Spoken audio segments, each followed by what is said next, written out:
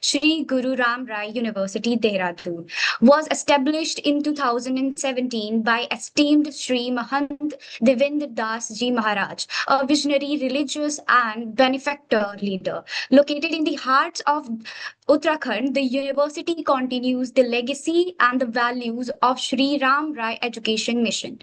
Backed by 72 years of educational excellence, SGRR University focuses on holistic student development, enhancing knowledge, industry exposure, networking, and confidence.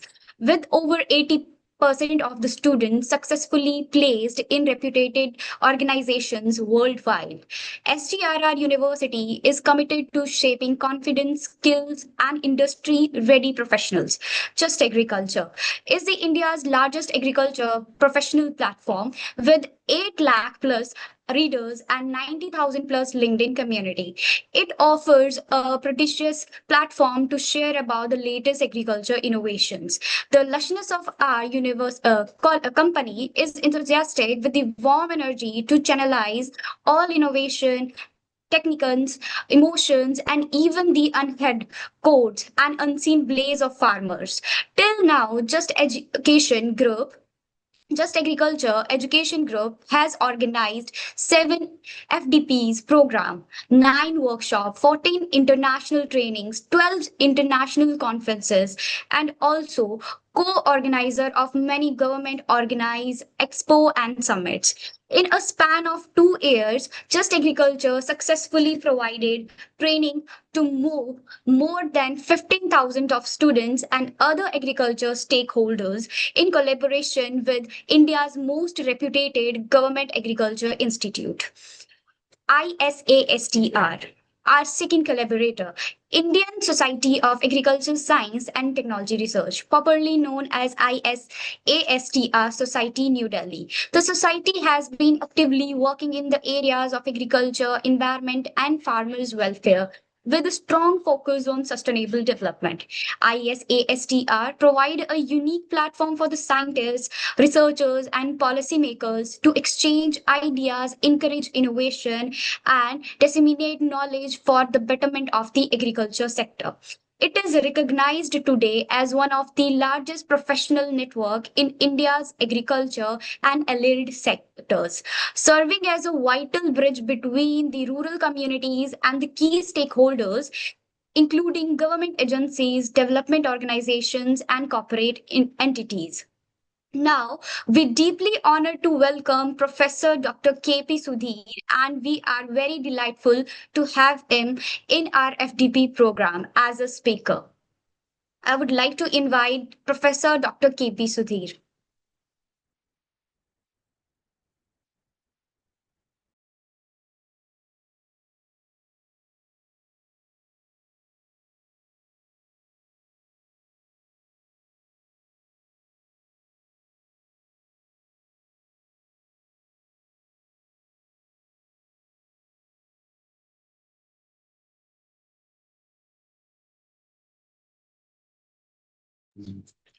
Please wait, sir, we join soonly.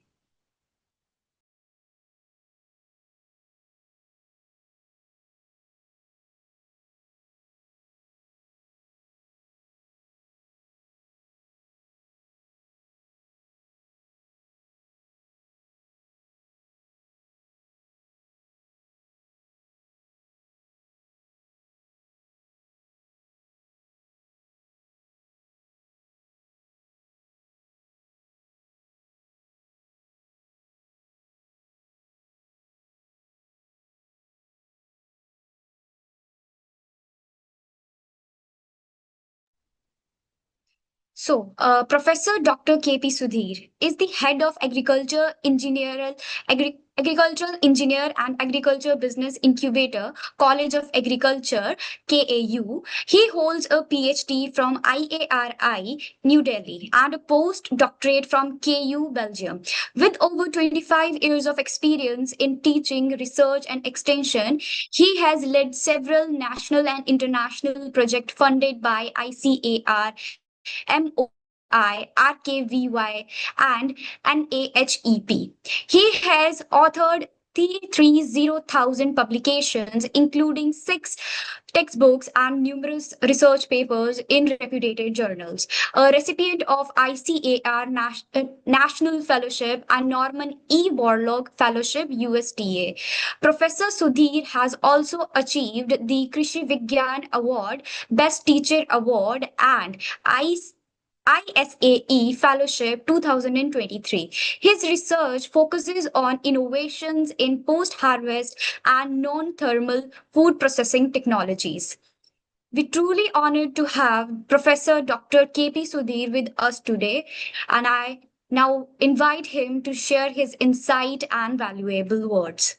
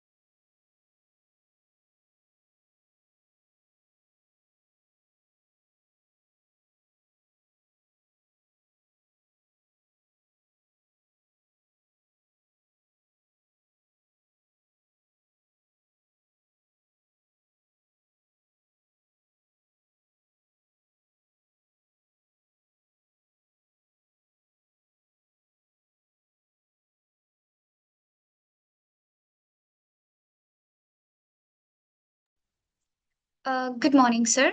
So now you can start your lecture.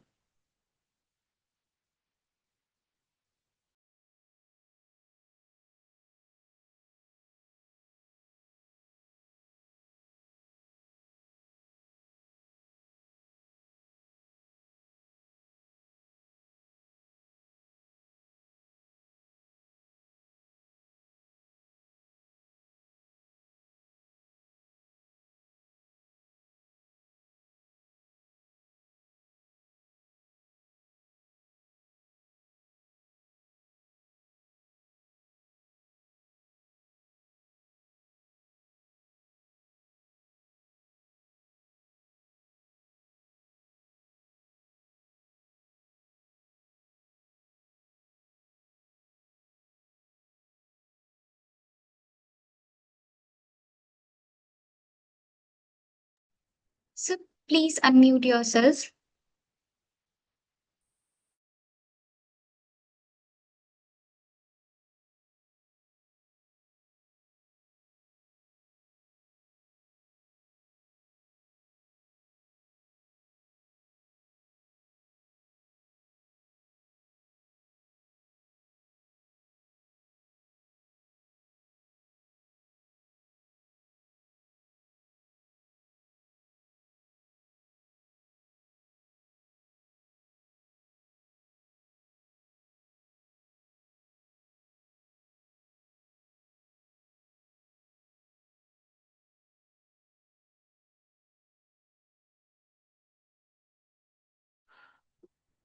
Yeah, I'm sorry, Dr. Priyanka, some technical issues. Am I audible now? Am I audible now, Dr. Priyanka? Yes, sir. So you are audible. Okay, okay. Thank you. Some net issues in Kerala now. Okay. If it is okay, now shall I start? Okay, thank you, Sakshi and Dr. Priyanka for inviting me for this program. And thank you for the nice introduction. And my topic session or vested on me is actually the how the convergence of innovation and technology can, boost the entrepreneurship and startup ecosystem in our country. So we all know, especially in agri sector, the startup ecosystem is well established in our country. Okay, India is in the world. Actually, we are in forefront in the startup ecosystem, and within our country, of course, Kerala is again in forefront for the in the startup ecosystem.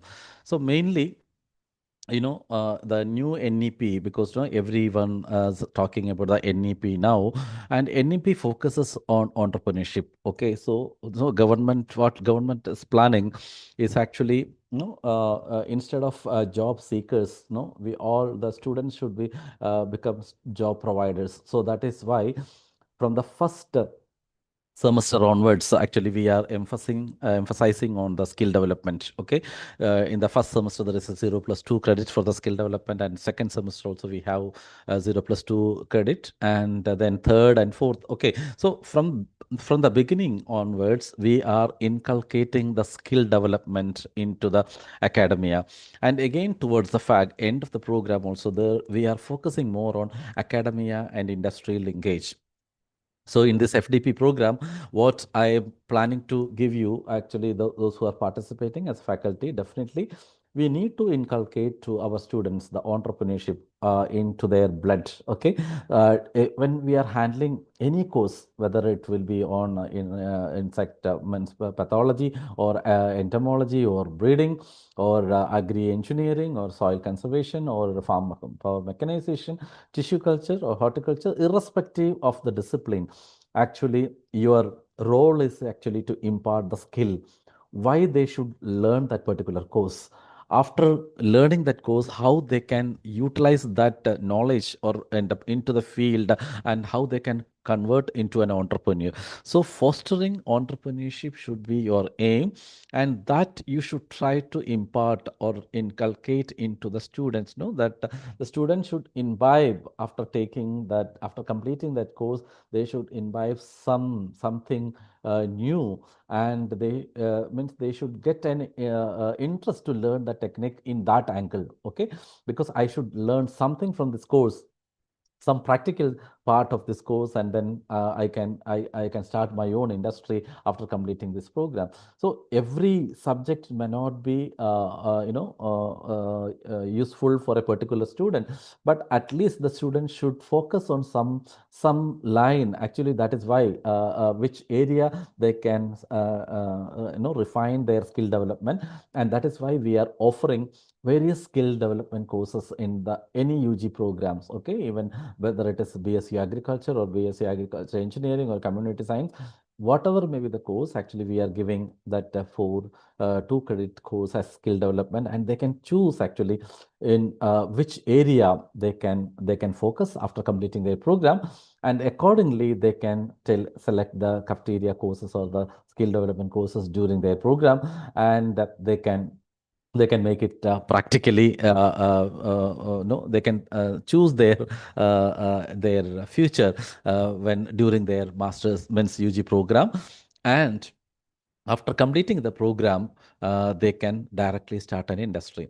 And to start an industry also, we have n number of programs now. Central government is giving many, for starting an industry, they are supporting. There are different schemes. I will be just listing it during my presentation.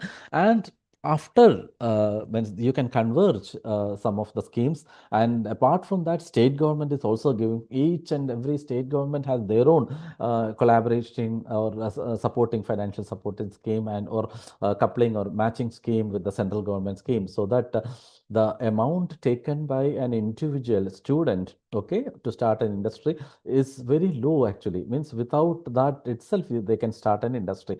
So what are the schemes, how they can start an industry, okay, related to in the agri field? So that will be my focus. So let me share my presentation. So thank you, Dr. Priyanka, once again for inviting me to handle this session.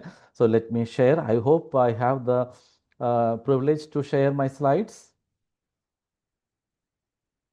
Yes, sir.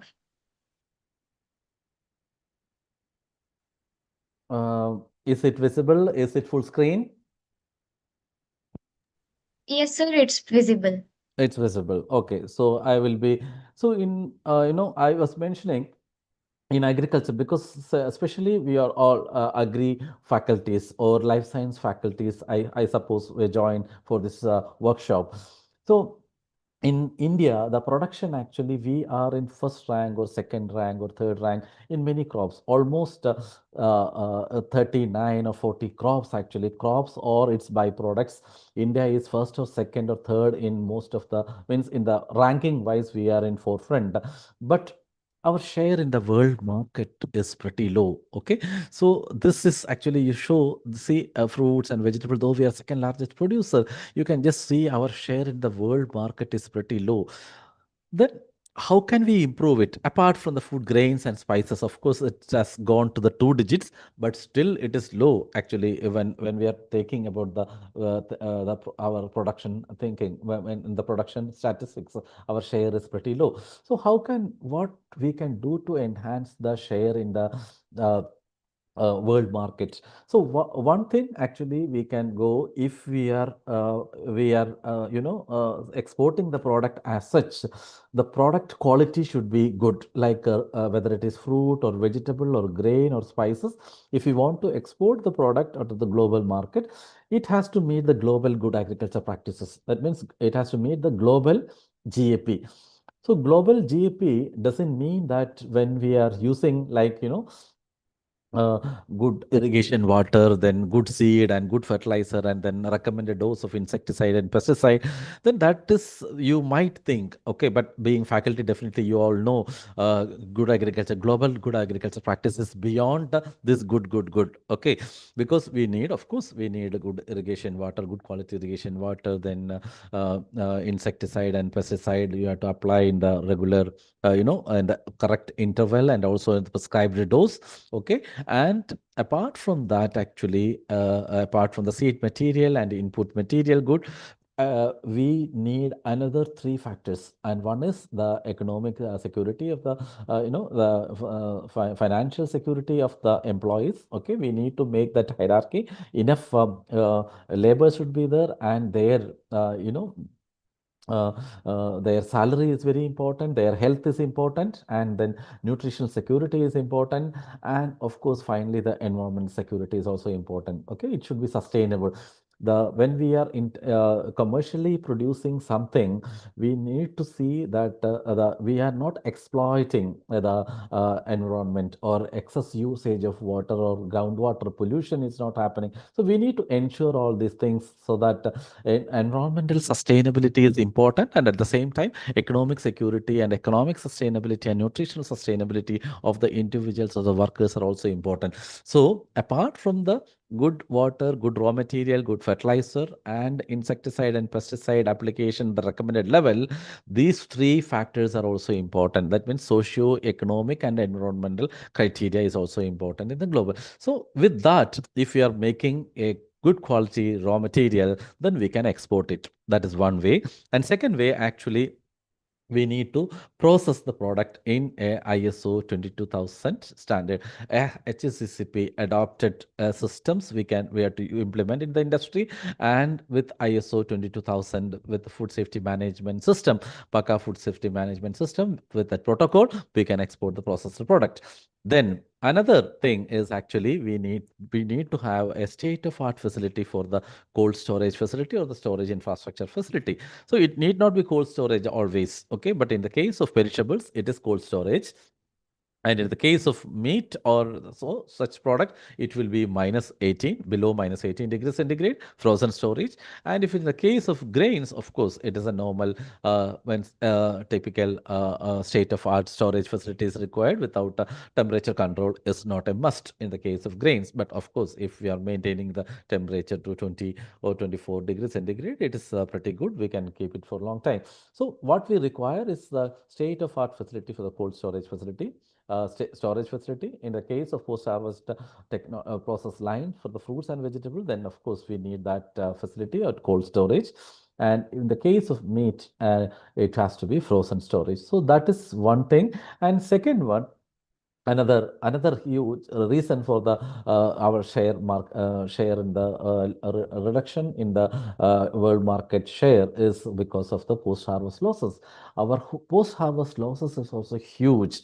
It is to the tune of 18 to 20%. We need to reduce it further, or we have to make a state of art facility of the post harvest supply chain and storage facility we need to create in the production catchment itself, and we need to implement the food safety management system or food safety protocol in the food industries. So all this HACCP protocol we need to establish. So all these things actually set together, we can enhance the processing, we can enhance the storage, and we can enhance the export our product from our country. So this is actually a comprehensive package has to be there to reduce the post harvest losses, to enhance the processing, and also to enhance the export. So we need not think about the export also, because our domestic market is also huge, a huge potential for the domestic market. Okay, so we can think about the domestic market also for the expansion of starting an industry.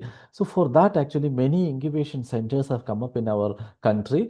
Kerala Agriculture University has also one of the vibrant and a very good ecosystem we are creating in our state, and even in, we can say, in South India also, because many of the startups are coming from Tamil Nadu and Karnataka and even Andhra Pradesh to Kerala Agriculture University to start their, to refine their product and then to study their quality parameters. And also we have given the financial support also to the startups.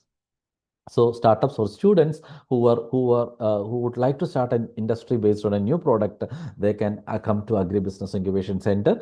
If they don't have a facility, if they are not getting a facility in their own state, okay, you're most welcome. So if you have an idea, you can come to Agribusiness Incubation Center of Kerala Agriculture University, and we are there to support you to go back with a life, or you can get a confidence to start any agri-based food industry or agri-based industry, any segment in agriculture.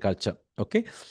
So I was mentioning about the startup ecosystem. It was nearly 500 numbers initially, and now it has reached almost 1,60,000 numbers in startup ecosystem. Okay. So Agribusiness Incubation Center of Kerala Agriculture University is also supporting, and we have nearly 300 agri startups now. Okay. And we have funded almost 14.5 crores to agri startups in the last 5 years. Okay. So every year, actually, we are giving support, and you can see in different segment like agri inputs, food processing, agri supply chain, precision farming, biotechnology, waste to wealth concept, farm mechanization, IoT, and robotics. In all these sectors, actually, we are giving funding or financial assistance or mentoring support to the startups. And you can see, but the major group belongs to the first one. Okay, you can see the food processing segment is the first, means maximum startups are in the food processing segment. Why?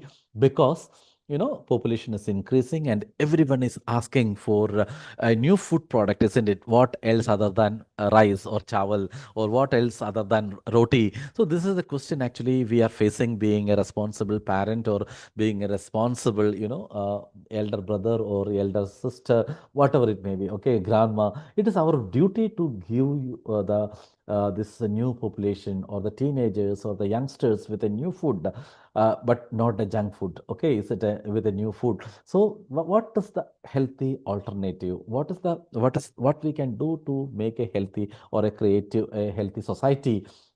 A healthy society will come only from a healthy food. Okay, so how can we do that? That is why majority of the startups are working in the food processing segment. According to our agribusiness incubation center, 50% of the startups are working with the agribusiness incubation center belongs to the food processing segment. Okay, and there are many startups including the drones and sensors, IoT and robotics, they are working.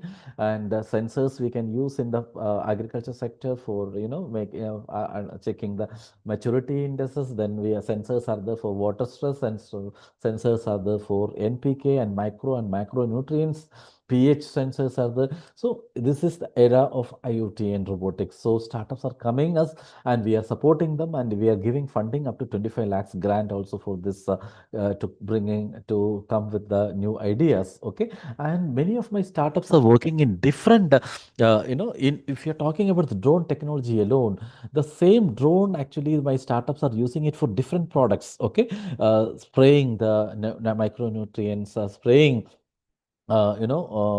fertilizers, nano fertilizer, then feeding in the fish farming, in the prawns farming. They are using it for insurance companies are using drones for measuring the natural calamities, and then forest people are using it for again mapping.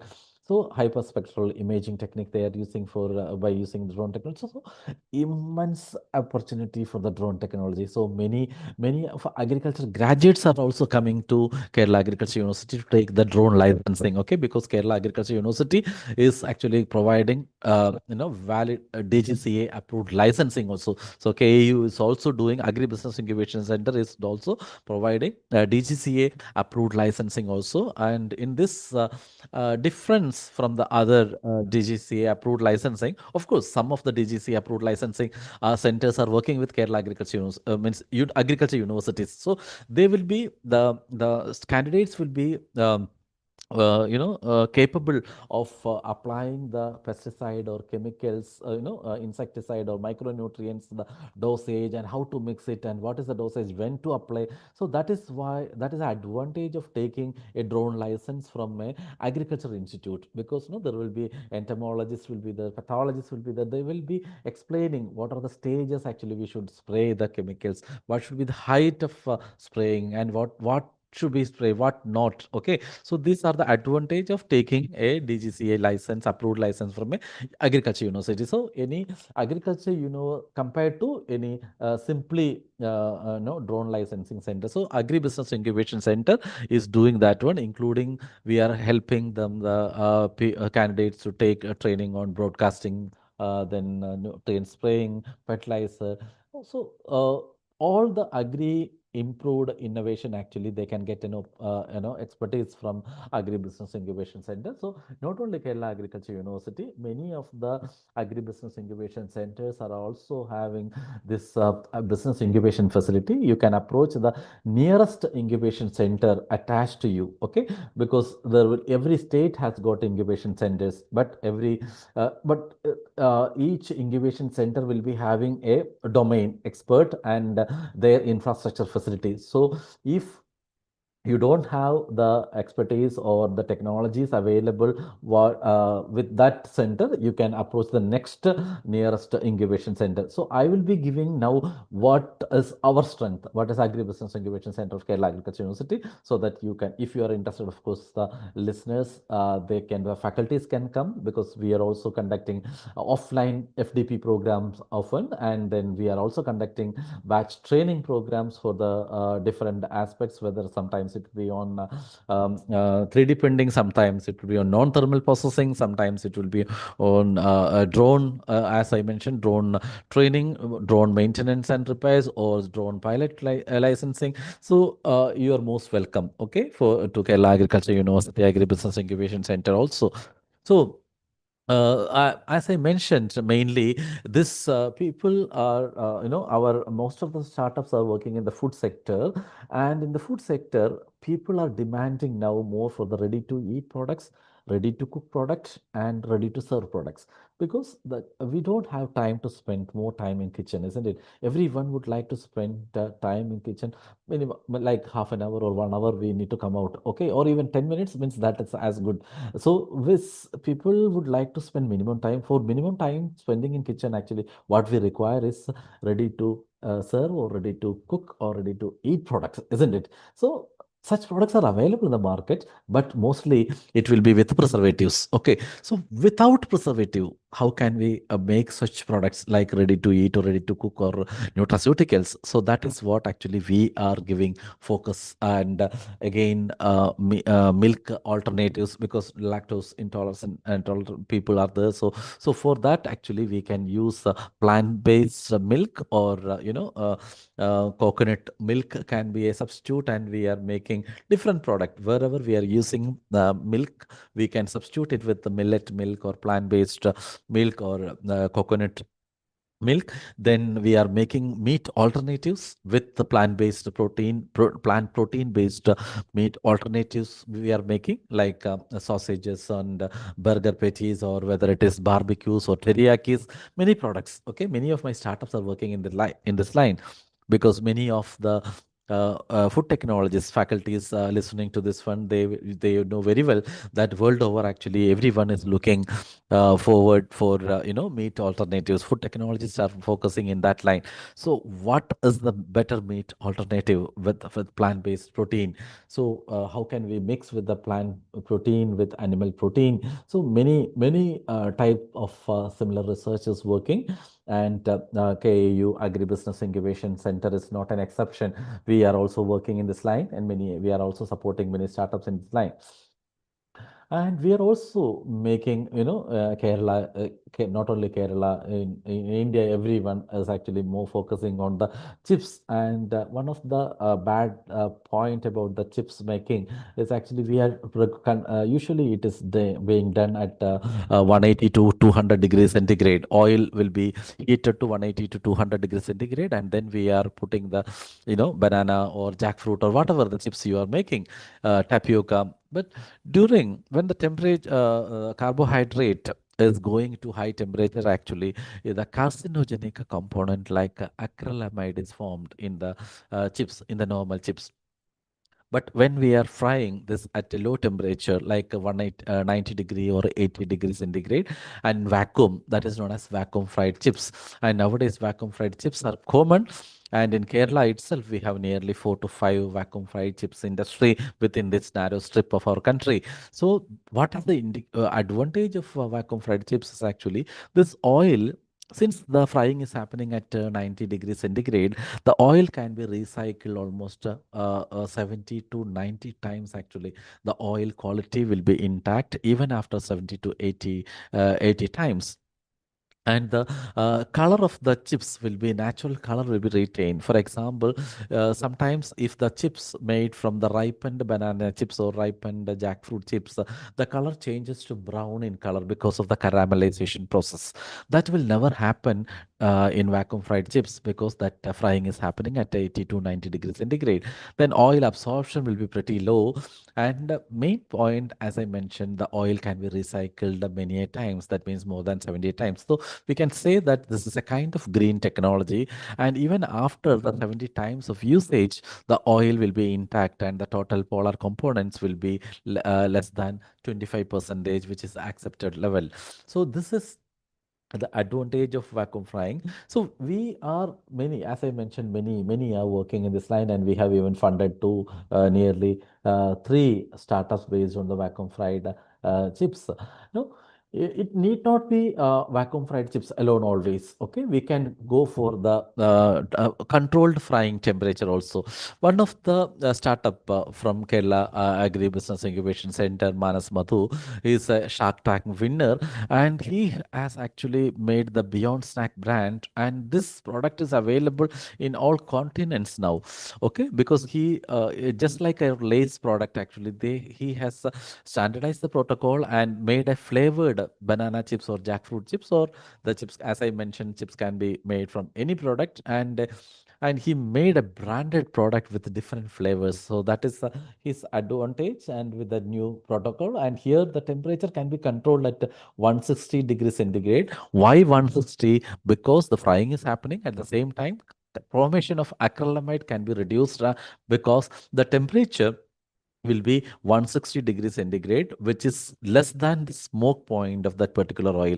Because for any oil, there will be a smoke point. Okay, the smoke will come out when we are heating the oil beyond the temperature. So that is smoke point. You must have seen those who are working in kitchen, definitely they know the smoke is coming out of the oil. So beyond that, below that smoke point, we will control the temperature and then we will fry it. That is his technology. Okay, so there are many technologies. Now I just mentioned some of the tips for starting an industry. That's all. Okay. Then coconut-based, many industries are coming. Many of our startups are working in the coconut-based products, nata de coco, then virgin coconut oil, then milk cubes they are making. So coconut chips they are making, then desiccated coconut they are making. N number of coconut-based industries are there. So those who are interested in any of the products, of course, nearly 30 products actually we have, and they can experience also in our agribusiness incubation center. And as I mentioned, meat alternative is one of the alternative you can think about. Okay, like burger patties or barbecues or teriyakis or nuggets, or we can make a chicken leg type material out of jackfruit, and protein based like pea protein or soya protein we can be used for the making the meat alternatives. Okay, then mushroom cultivation, again, IoT based mushroom revolutionized my some of my startups. Okay, like vertical space. No, it's not completely utilized. Complete usage of vertical space by controlling the temperature, relative humidity, and gas control that they have used, and they have made alternate material for the mushroom bed. And after completion of this one, we can use it as a fertilizer, that the mushroom bed. And they have standardized the material for the bed preparation also commercially. And some of my startup has come up with an alternate, online you can buy that bed material in a box form, and we can just strip off one point and then we can just spray the water and the mushroom will come out from that one, that area. And such mushroom production has become very simple in that line. I will see whether that photograph is available or not. So then waste to wealth is another concept when many of the startups are coming in this line. So you can also, being faculties, you can focus on that area. Whatever is the fruit or vegetable available in your area, you can think about utilization of peel, and you can extract the nanoparticles from that one. You can incorporate the nanoparticles into the packaging material. Then you can make the particle boards and edible plates. You can make eco-friendly packaging material. You can make it. Many of my startups are working in this line, like edible cutleries and compost making, because we all know composting everywhere as ELP program, most of the universities will have. And the vermicomposting will be there, and the composting usually will take 30 to 45 days of composting. And you can see one of my startup has come up with a new idea, and they can make the rapid conversion of this into compost within 7 hours. So if some of the startups now still, if some they can come up with a very low time, then again we will fund them. Okay, we can fund, now we are funding up to 25 lakhs grants for such innovative ideas. Okay, and you can see this is a another startup known as Tushen. They are making actually the edible plates out of the rice bran, then edible cutleries out of the wheat bran and all. So you can just see it is how they are effectively utilizing this means agriculture waste into a valuable product, and it is eco-friendly. Then we, as I mentioned, we will all focus. I will means the business incubation center will focus on sustainability. So you can see that is a sustainable product. And this is another startup. They are come up with an idea based on the coconut, because as I in the beginning itself, I made, for example, some of the coconut-based product like a coconut milk. The coconut milk can be extended for 1 year, okay, because usually the coconut milk can be used for only 1 day, which can be extended the shelf life now for 1 year by using retort pouch packaging technology. Okay, so similarly, many techniques we have discussed earlier, like coconut milk, then vinegar, then all edible parts like desiccated coconut we have discussed, coconut chips we have discussed.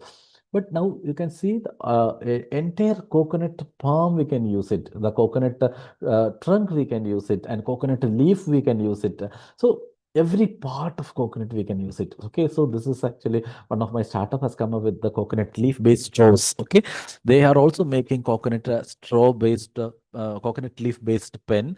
One of my startup is you making on coconut wood also with a good treatment, which is an excellent alternative for the wood, which otherwise the coconut in Kerala, usually the coconut wood actually it is underutilized. Okay, but this startup has utilized this coconut wood for making furnitures, then also making toys also out of this coconut wood, which is which is a healthy alternative specifically, especially when we are using toys with the plastics, that too Chinese plastic.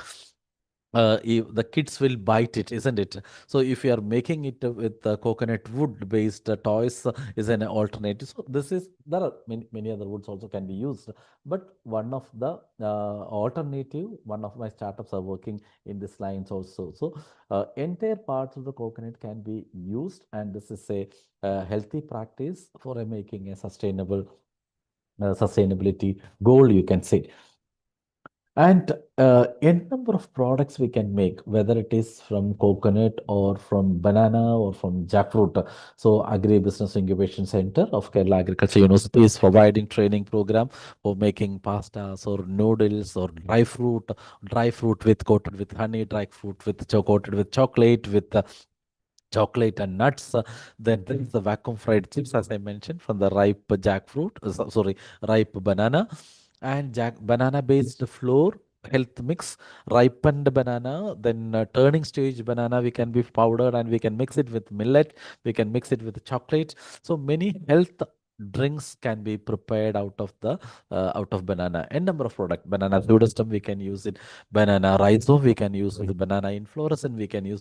That means again a total value addition concept actually we can work for the banana. Okay, so it need not be for banana alone. Okay, even for the pineapple, even for the jackfruit, then coconut.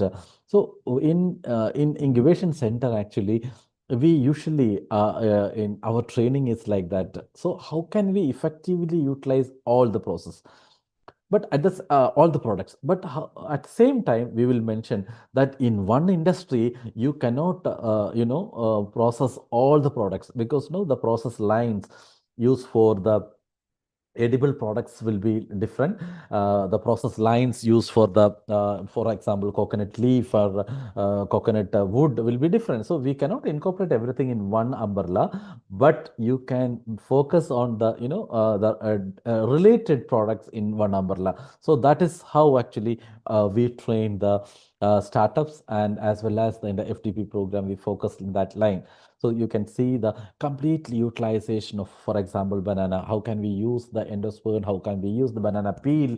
How can we use the crush and dry and peel, the banana peel, the green peel can be powder, which is rich in 50% fiber, and how can effectively mix it with the pastas or noodles, because which otherwise if you're making the pastas or noodles out of maida, okay, or the wheat flour, that will be the dietary fiber will be very less. So we can mix it with carrot powder or moringa leaf powder or banana peel powder, and we can mix it with this one, and we can make it more dietary enriched products. Okay, so this is another way we are giving the training program, the total value addition of banana. Okay, and similarly we can think about the total value addition of jackfruit and the total value addition of pineapple, total value addition of paddy. So almost all crops actually we are giving, and our training programs, capacity building programs are focusing on total value addition of any agriculture crops. That means absolutely we can,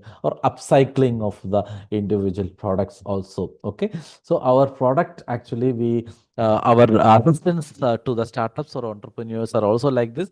How, if we are using, how can we effectively utilize, I am just giving a classic example with banana, how can we use the complete products from banana or jackfruit or coconut or paddy, and what will be the cost benefit ratio if you are making only one product? What will be the cost benefit ratio if you are making two products from an industry? And what will be the cost benefit ratio if you are making three products? Okay, so banana flour or banana fig or dehydrated vacuum fried chips. So they can choose it based on a particular product and the combination of a banana different product, or they can take a combination of banana and jackfruit. They can take a combination of banana, jackfruit, and tapioca. So how they can run the industry throughout. Okay, because no, if we want to profitably run an industry throughout the year, we cannot work 365 days, but at least a minimum of 280 to 300 days actually we need to work. So how can we work it? Because no, some of the fruits may be seasonal. So what should be the our agenda? Means like what are the crops we will take in January, February, March, and what will be the product we will take from April, May, June. So similarly, we have to make a crop cycle or a crop calendar to run our industry continuously. So those things actually we need to inculcate to our students also. Whenever we are handling a course, particular course to a student, being a faculty, it is your responsibility to give some practical tips also. How can we make the crop scheduling? And according to the agroecological zones of your particular university, and what are the to get the products continuously to the an industry, how can we do it, how we can schedule the crops, okay, and what are the varieties we can choose to the industry. So this is very important from the faculty program, and from faculty side actually with the students actually we need to inculcate those things. Any industry will survive, can survive only if every day if different varieties are coming again, we need to adjust the equipments many times. Okay, some clearances we need to check it, and so many things we need to check it. So we need to modify the clearances, then speed, elevation, angle, many things we need to modify according to the variety.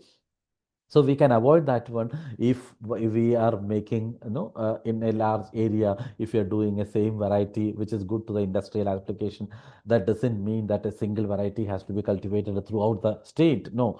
Yeah, because no, again, at least we are getting continuously for a same variety for at least to work in 1 week. Okay, we can modify slightly some of the clearances or the angle for a particular variety after 1 week, but every day we cannot change it. So that type of back end support is also required to run the industry. So we need to inculcate those skills to the impart such skills to the students also. What are the varieties which is used for the industrial commercial production, which are the varieties used for the export, if we are exporting the fruit or vegetable as such or the paddy as such. So these things are very important, and how to do the grading, how to do the packing, how to do the labeling aspects. Okay, so those things also in as part of the different courses actually we need to try to transfer those skill courses in during their studies, and accordingly actually we need to shape our syllabus such a way that we need to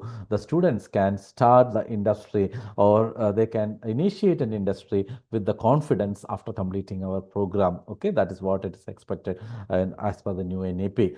So you can just see the meat-based alternatives from jackfruit, and like barbecue or teriyakis and different products like canned products or retort poured products or frozen products. You can just see the canned products which can be stored for even 2 years, more than 2 years. Any products. Okay, I just showed with jackfruit, but it can be used for any fruit or vegetable. So this is a technology was years everyone is practicing, but nowadays this technology is almost obsolete because no one cost of can is almost 18 to 20 rupees.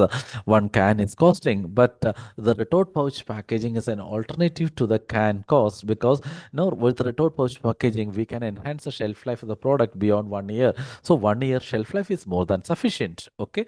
So this also we are giving such programs, and we are giving training program how to do the canning, how to do the retort pouch packaging, how to do the freezing. So we have all such facilities, and how can they extend the shelf life for 1 year, more than 1 year without preservative. Okay, and during the season, for example, jackfruit, enough jackfruit will be coming during the season. It will ripen, and almost 50 percentage or 80 percentage will be lost because of the over ripened one. So during the season, actually, we can pulp it and we can keep it after retorting, we can keep it in the normal temperature. And in off season, actually, we can take out this product and we can make snacks out of this one. We can make ice cream. We can dilute it and we can make squash. So many products can be produced out of jackfruit. And even the high-end product like vacuum fried product or vacuum impregnated dry fruits we can make. So any new technology can be used. Now, as I was mentioning about the coconut products also, you can see different type of coconut products we can make, starting from vinegar, coconut milk, then virgin coconut oil, desiccated coconut, then coconut cream, then nata de coco, which is made from the coconut water, which otherwise going as a waste from any coconut industry. Then coconut chips again, different types of coconut chips which can be made with the jaggery and with sugar syrup. We can make white in color. Then after making the coconut chips, we can make a pudina flavor, vanilla flavor, then chili flavor. We can make it with a different peri peri flavor. So these are the different segment actually we can think about. Even coconut water based powders we can make, tender coconut water powder by using spray drying. Uh, Coconut toddy we have made powder so that we can add into, for making fermented product, we can use that coconut toddy powder, we can use it. So micro encapsulation is one of the technology by which we can encapsulate anything. Any juice product we can do it, and that is whether it is tender coconut water, whether it is nira, whether it is vanilla flavoring, whether it is pseudo banana, pseudo stem juice, whether it is coconut tender coconut water, or whether it is coconut milk, anything we can powder it and we can make it. Okay, we have made powder for many fruit juices. Including the Garcinia cambogia, which is actually used for the fish curries in Kerala and in Konkan area. We are so many juice products we can micro encapsulate it and we can make it in powder form. So that is required. And a total value addition of pineapple, of course, we can make the pineapple fiber, then we can utilize the pineapple outer covering for the pineapple wine, then we can make the core as well as the inner product. We can make it dry fruit, quality dry fruits we can make by using the vacuum impregnation technology.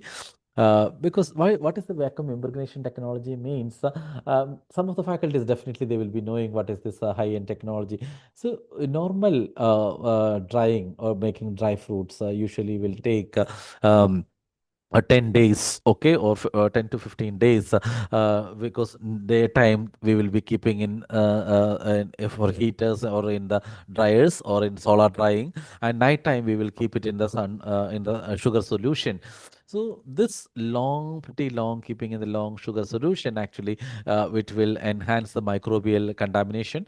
And to prevent the microbial contamination, people will add some preservative also. But the vacuum impregnation technology, actually, we can do or we can finish the process within 2 days. And we can also incorporate the natural colors into the fruits. For example, if you are making an ash gourd dry fruit, if you are making the dry fruit as such from ash gourd, agrapeta, you must have consumed the agrapeta, which is white in color. But we can incorporate some purple color by using the extract, by using the, jamun. We can use the red color from hibiscus.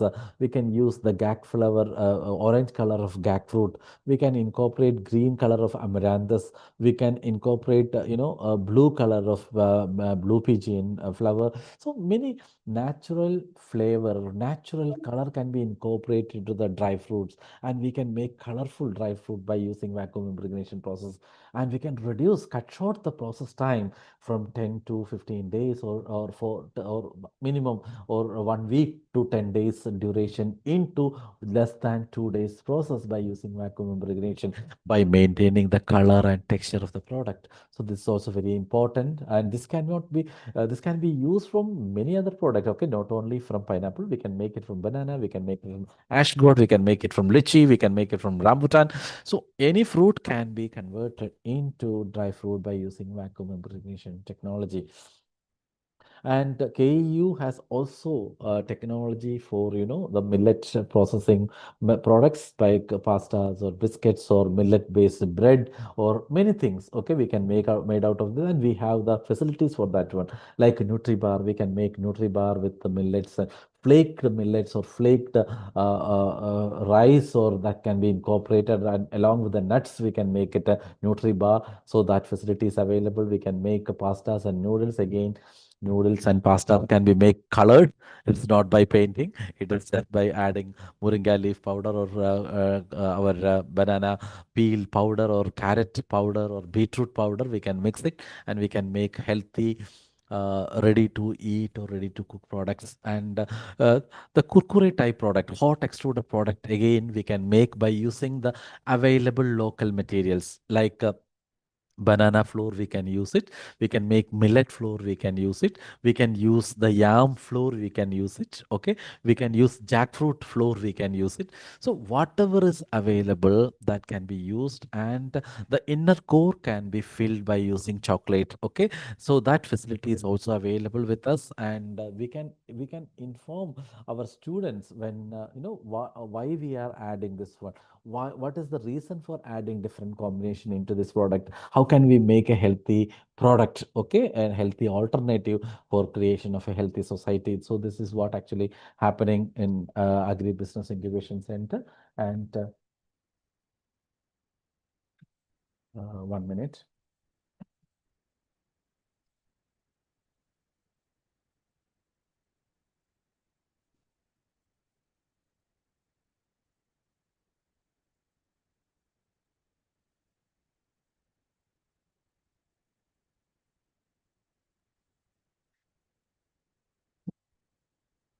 Sorry for the break in between.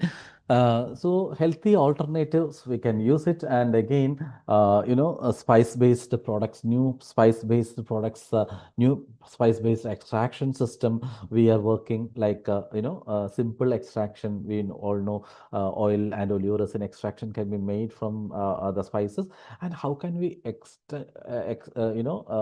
make maximum, extract the maximum volatile oil or essential oil by using this one. So there are many technologies like pulsed electric field technology, cold plasma technology, and ultrasound technology can be used for this one. And pre-treated system, we can use it for the extraction. Thereby, we can enhance the extraction yield. We have the cryogenic grinding facility, because we all know that when we are grinding the spices, there will be an exothermic reaction, that size reduction, and the temperature will be enhanced, and there will be a loss of volatile oils and aroma. So that can be reduced by using the cryogenic grinding. So we have the facility of the cryogenic grinding now at the laboratory scale, the lab scale also. So many of the startups are coming and utilizing our facility for the cryogenic grinding.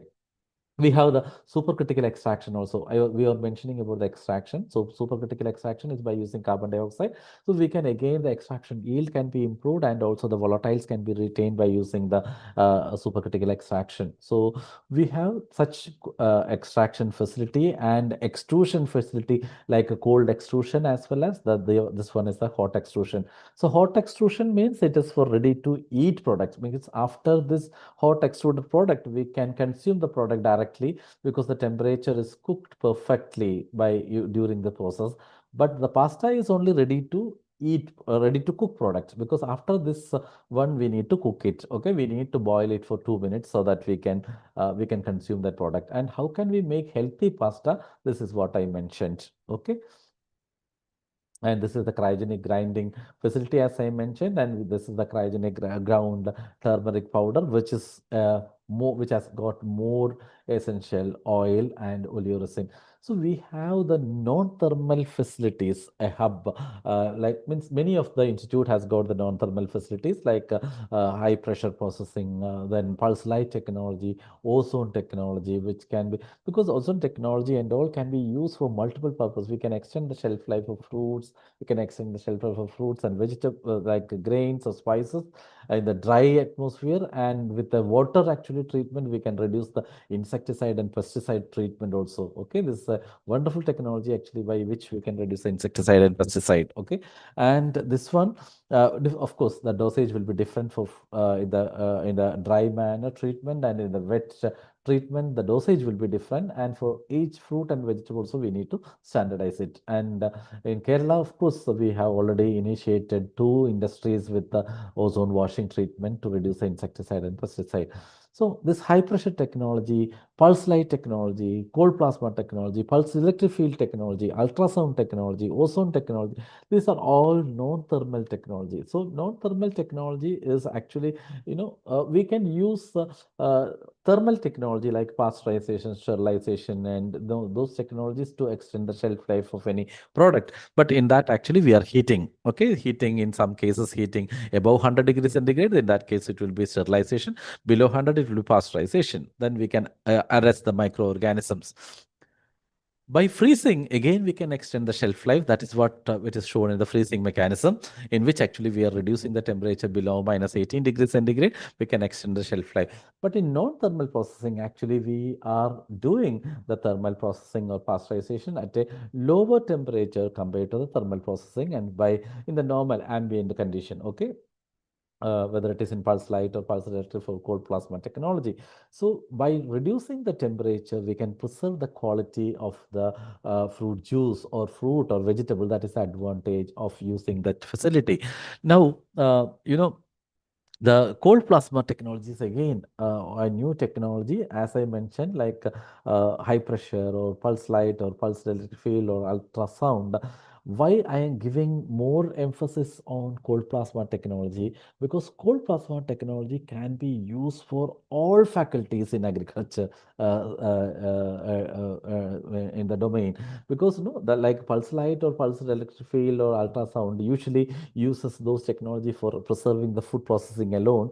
But in the case of cold plasma, actually it is being utilized for the improving the germination of the product, and this can be used for irrigation. Plasma activity can be used for the irrigation. By which actually we can enhance the nitrogen fertilizer, and the nitrogen fertilizer usage can be reduced by using this technology, because we have seen from in the Kerala Agriculture University studies that 500% increase we have found from the nitrogen use efficiency in the case by using the cold plasma water treated in the soil.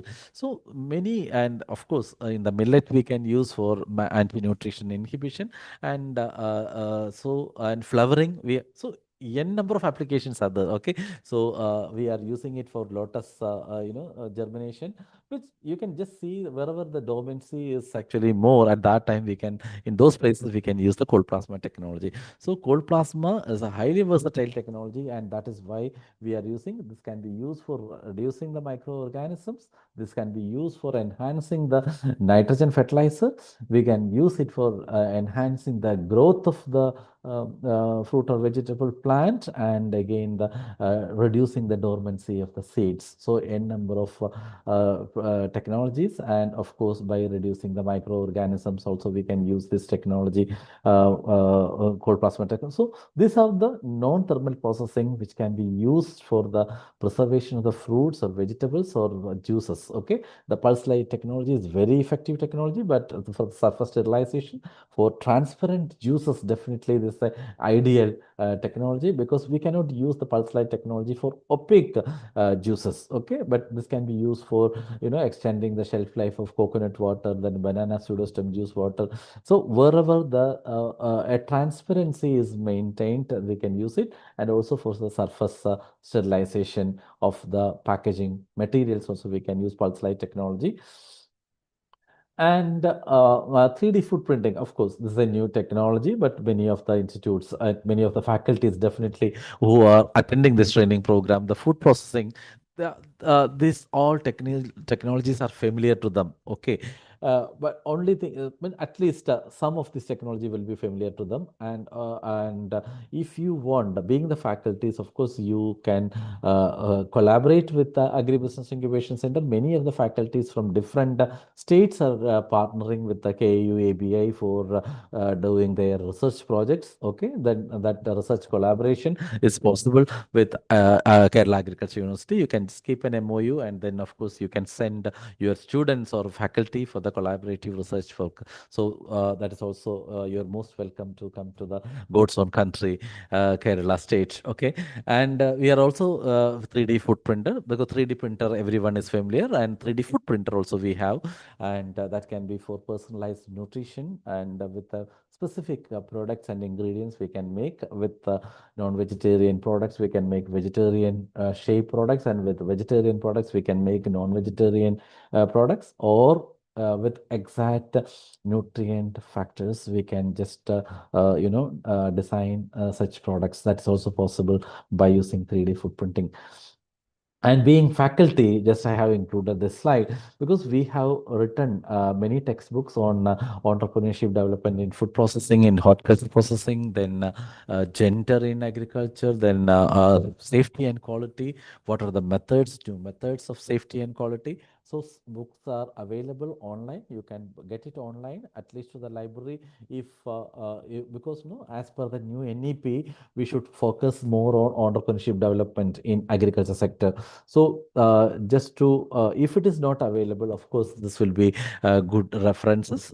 You can just note down the reference, and you can just note down or take this one title, and just you can Google it, entrepreneurship or food quality and safety. And Sudhir, you will get the online, you can buy those books online to at least to the library. Okay.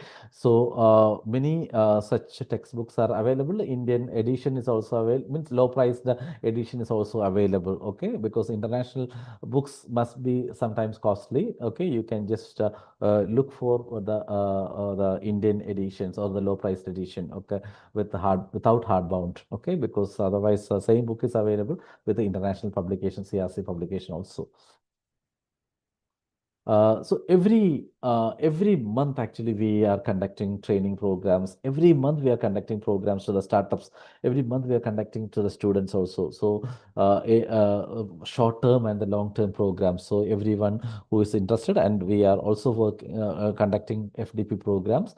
And whatever we are doing actually, the online program now of course you are attending an online program. Similar to this one, we are also conducting online webinars on specific products. Okay, it will be, for example, on digital marketing, on packaging systems, packaging solution, on food safety and quality. We usually arrange a free online program on such a specific product. For example, cocoa processing, mushroom processing, jackfruit processing, as I mentioned, digital marketing. Then, so whatever is required for an industry, okay, or a faculty to improve their skills, or to the students, so they can attend the training program. Sometimes it would be in the daytime, sometimes it will be the evening time. So based on your convenience, you can listen those sessions. So you can, so these are the facilities available with Agribusiness Incubation Center,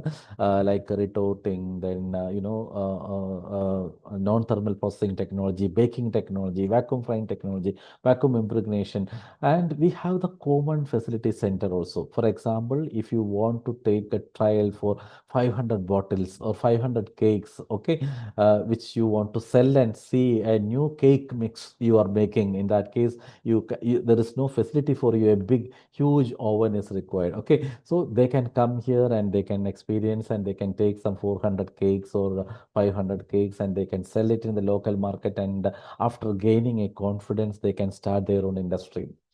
For example, they want to make a beverage from coconut. They want to make a beverage from passion fruit. They can come here and they can make that product, and then once they get a confidence, they can spin off and they can start their own industry.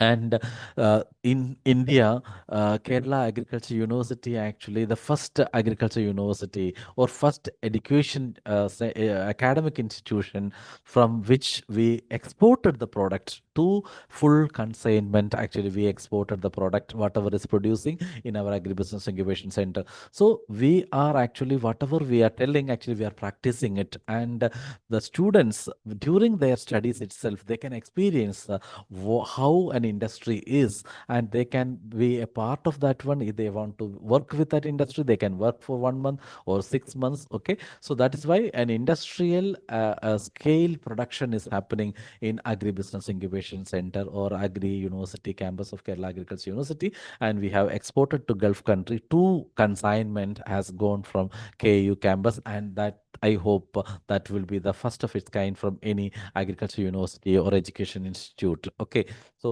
students are getting such practical experience, and we have that is how the Agribusiness Incubation Center is working. And you can see, let me conclude here. Of course, I need an interaction from your side. That is why I am just going bit fast. Okay, and Agribusiness Incubation Center is a platform actually, agribusiness for budding entrepreneurs or budding startups. Okay, they can come and utilize our facility, and this is a catalyst actually to for the entrepreneurial ventures. Okay, we will give the idea. If you are coming with an idea, they can go back with a life, and that is the assurance we are giving. And then we are also link the startups or entrepreneurs with the proper guidance, like from where they can get the amount to start an industry, what are the schemes available to start an industry, what are the loan facility available provided by the banks. So all such facilities can be, they can get from Agribusiness Incubation Center, a common center, a common place, and they can, if they are making a food product, they can do the quality analysis, they can do the shelf life analysis. We have the accelerated shelf life analysis, so quality analysis. So all these things are in one umbrella. Okay, for FSSAI registration, we will help them everything to start an industry. And that is how actually those things are inculcated or incorporated in the UG course program, also in the skill development. In the skill development, we have exclusive course on food industry management, and we have a food processing course also. That these two courses are offering in the Agribusiness Incubation Center. So students will be getting a a direct access to the industry, and to if they have an idea, we can support them. We can give them commercial, means the grant also.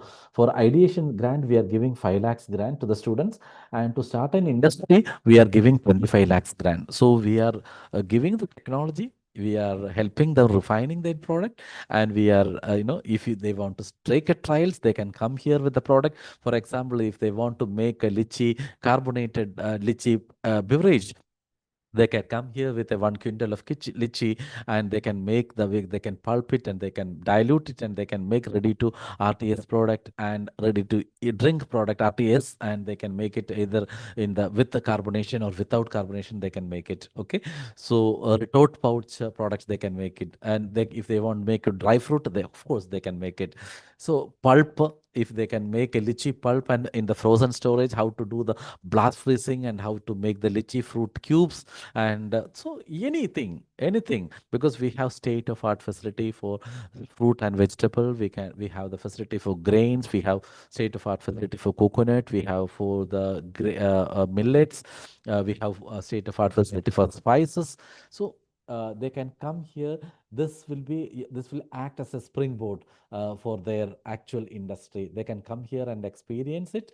And definitely the faculties also, if the faculties representing a particular university, if they don't have an incubation center, hereafter actually your first aim should be to start an agribusiness incubation center, establish an incubation center in your university. That will be, because this will be not only improve your visibility, this will be a help to the potential entrepreneurs, and this will be an area actually for the agriculture graduates can come and see, come and experience how an industry is, and they can naturally transform to an entrepreneur, to from agri graduate to an entrepreneur. Okay, and which is one of the ultimate aim of the new NEP program, to in converting the job seeker into a job provider.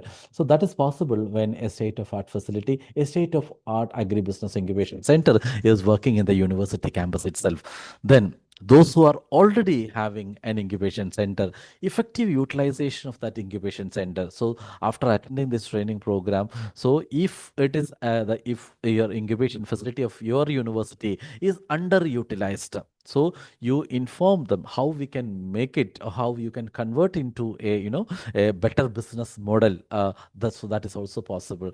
So we are getting this is a source of money for making trials for the entrepreneurs, those who are coming. Then we are conducting training programs on a regular basis, and we are getting the common facility center is being given rent for many people. So we are getting rent from these people. So then we are arranging them to for making the detailed project report, a bankable project we are reporting. So the faculties can be involved. Many other faculties like agriculture extension, agri economics people, then agriculture entomology people can be used for drone. How to do the insecticide, this one spray. Then mushroom pathology people can be incorporated in the industry. So you can use the help of many faculties in the functioning of agribusiness incubation center, and you can run the show in a best way, and by making the utilize that will be benefit for your student strength as well as the potential agripreneurs in your state. So that way actually you can mobilize the activities, and you can increase the visibility of agribusiness incubation center of your university campus. And if there is no incubation facility, please start one immediately. Okay, with the Ministry of Food Processing is funding, Ministry of MSME is funding. So by tapping this fund, actually you can start initially, and NABARD is funding for starting an incubation center. So tap the potential of all this. DST is funding, DBT is funding, okay, and BIRAC is funding. So tap the source from all these sources and start an industry, and this can be used for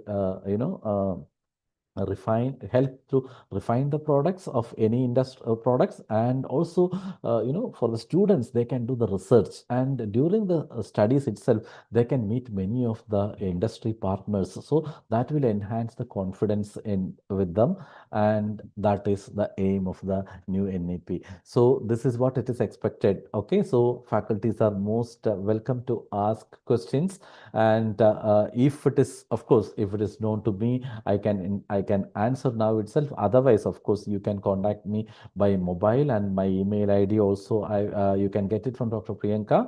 And we have a WhatsApp group of business incubation unit, where we are providing the free training program. We are giving the online training program, free programs, okay, and about the grants like 5 lakhs and 25 lakhs. You can touch with us by sending a WhatsApp message to me, and you can just send a WhatsApp message to this number. You can note down this number now: 977 843 6265. This is the WhatsApp number. You can just send a WhatsApp message. Please add me to the WhatsApp group, or WhatsApp, or you can just send a voicemail also, voice message also. Please add me to the WhatsApp group, so that you will get a link. With that link, actually you can join, and you can send that link to potential entrepreneurs of your state or students, because no not all students will be having the entrepreneur skills, okay, but those who are having entrepreneur skills, definitely you can share this link. So we are giving online free webinars on packaging, marketing, digital marketing, sensor, IoT, robotics, farm mechanization, so whatnot, in most of the segment where they require a support or mentoring. We are there to support them. So you can just note down our mobile number: 977 843 6265. This is our WhatsApp number, and you can just keep in touch with this number. And our email ID is rabi@ku.in. RABI means Raftar Agri Business Incubation Center. That is rabi@kau.in. KAU means Kerala Agriculture University .in for India. Okay, so you can just touch with me by just sending a mail or a WhatsApp message. Okay, I have given you the WhatsApp number: 977 843-6265, and Rabi, RABI, Raftar Agribusiness Incubation Center, Rabi @KAU.in. So now you are most welcome to ask any questions because no, I was bit fast, and because no, I just wanted to spend some time for interaction, because I know that the faculties are sitting in front of me.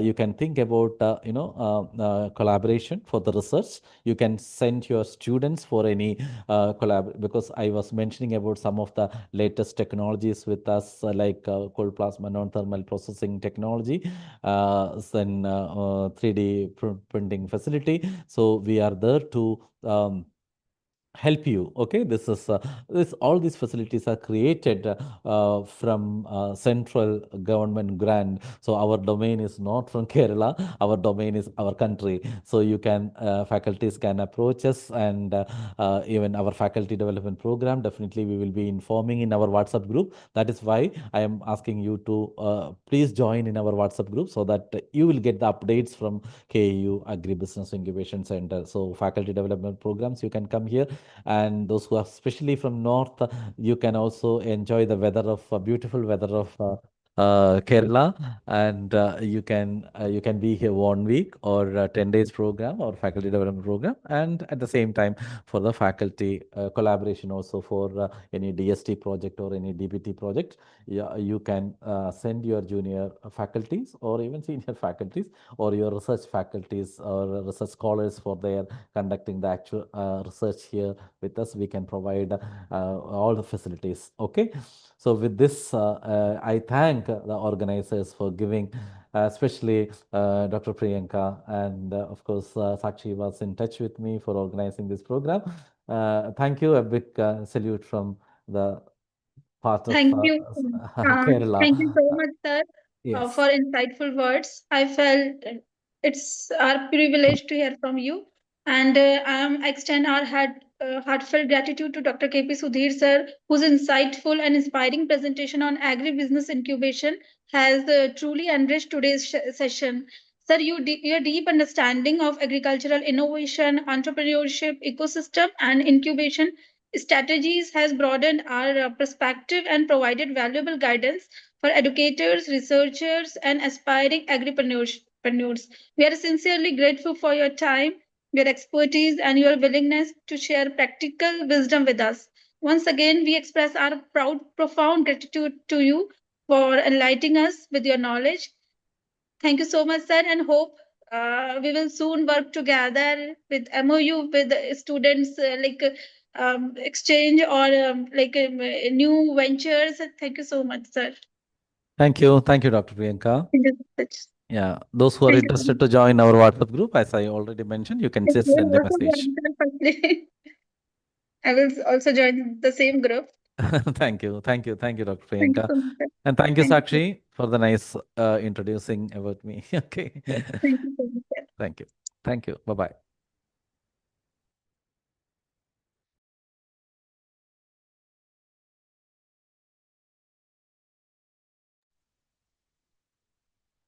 Thank you, sir, for your valuable insights and inspiring words and blessing. It was a great lecture.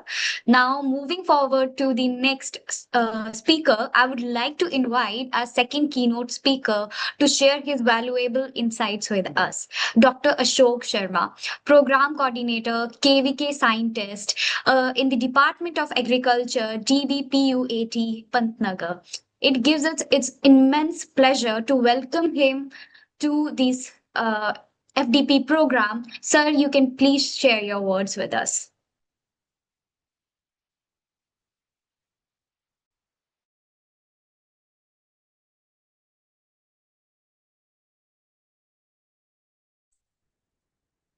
Hello.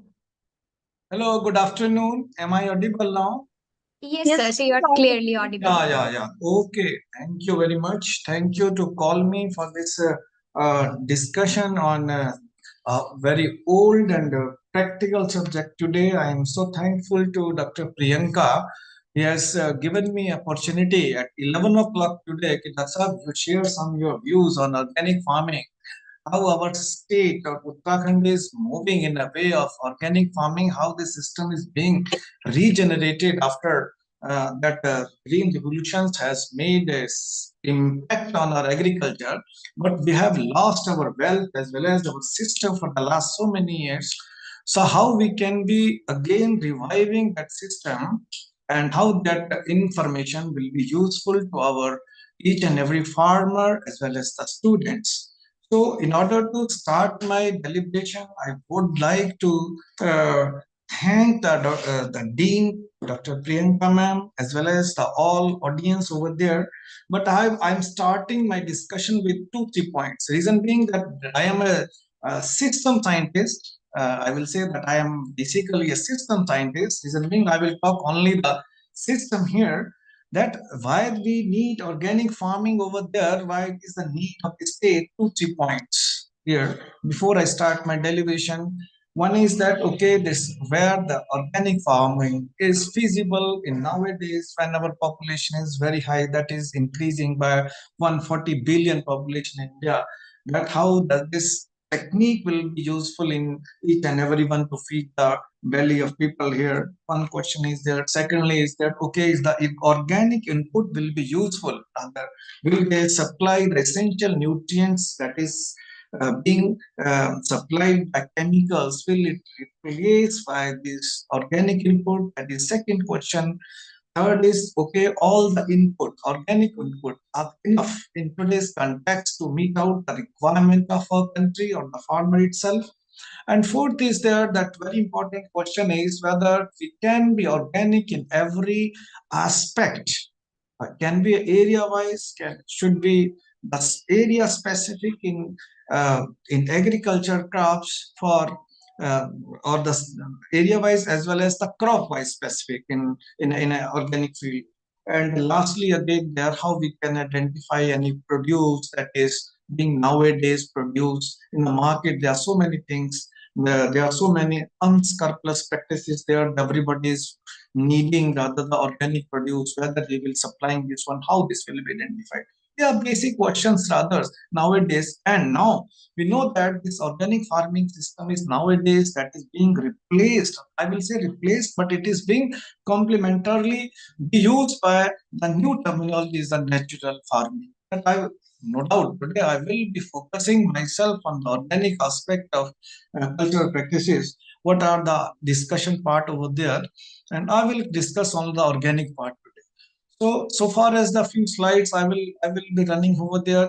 Please be. I reason being that I am here in Uttarakhand for the last 25 years. I know here what is the status in the in our state over here. You know that we have 13 districts in the state in Uttarakhand. Let me tell you, there are 13 districts. Amongst this one, there are 95 CD blocks over there. Community development blocks are there. That Uttarakhand government is so mature. Let me tell you, the Uttarakhand government is so mature by legislative method. They have declared 10 blocks only 10 blocks. They have declared this is 2015. The Uttarakhand government declared only 10 blocks meant for organic farm. Rest 85 blocks they can use their way of farming, maybe the organic, maybe the conventional method, maybe natural farming, maybe anything other. Nowadays, we have enough areas now in Uttarakhand. More than 1 lakh hectare area is there for more than this is for organic farming nowadays. But area is increasing. I will say that day by day it is increasing in our state for the after this one the when the impact of this green I will say that green revolution impacts were detrimental, and no doubt in our hilly state by default we are also a organic, and the impact of this green revolution has least impact on hilly areas. That is there, that is by default, that is by natural.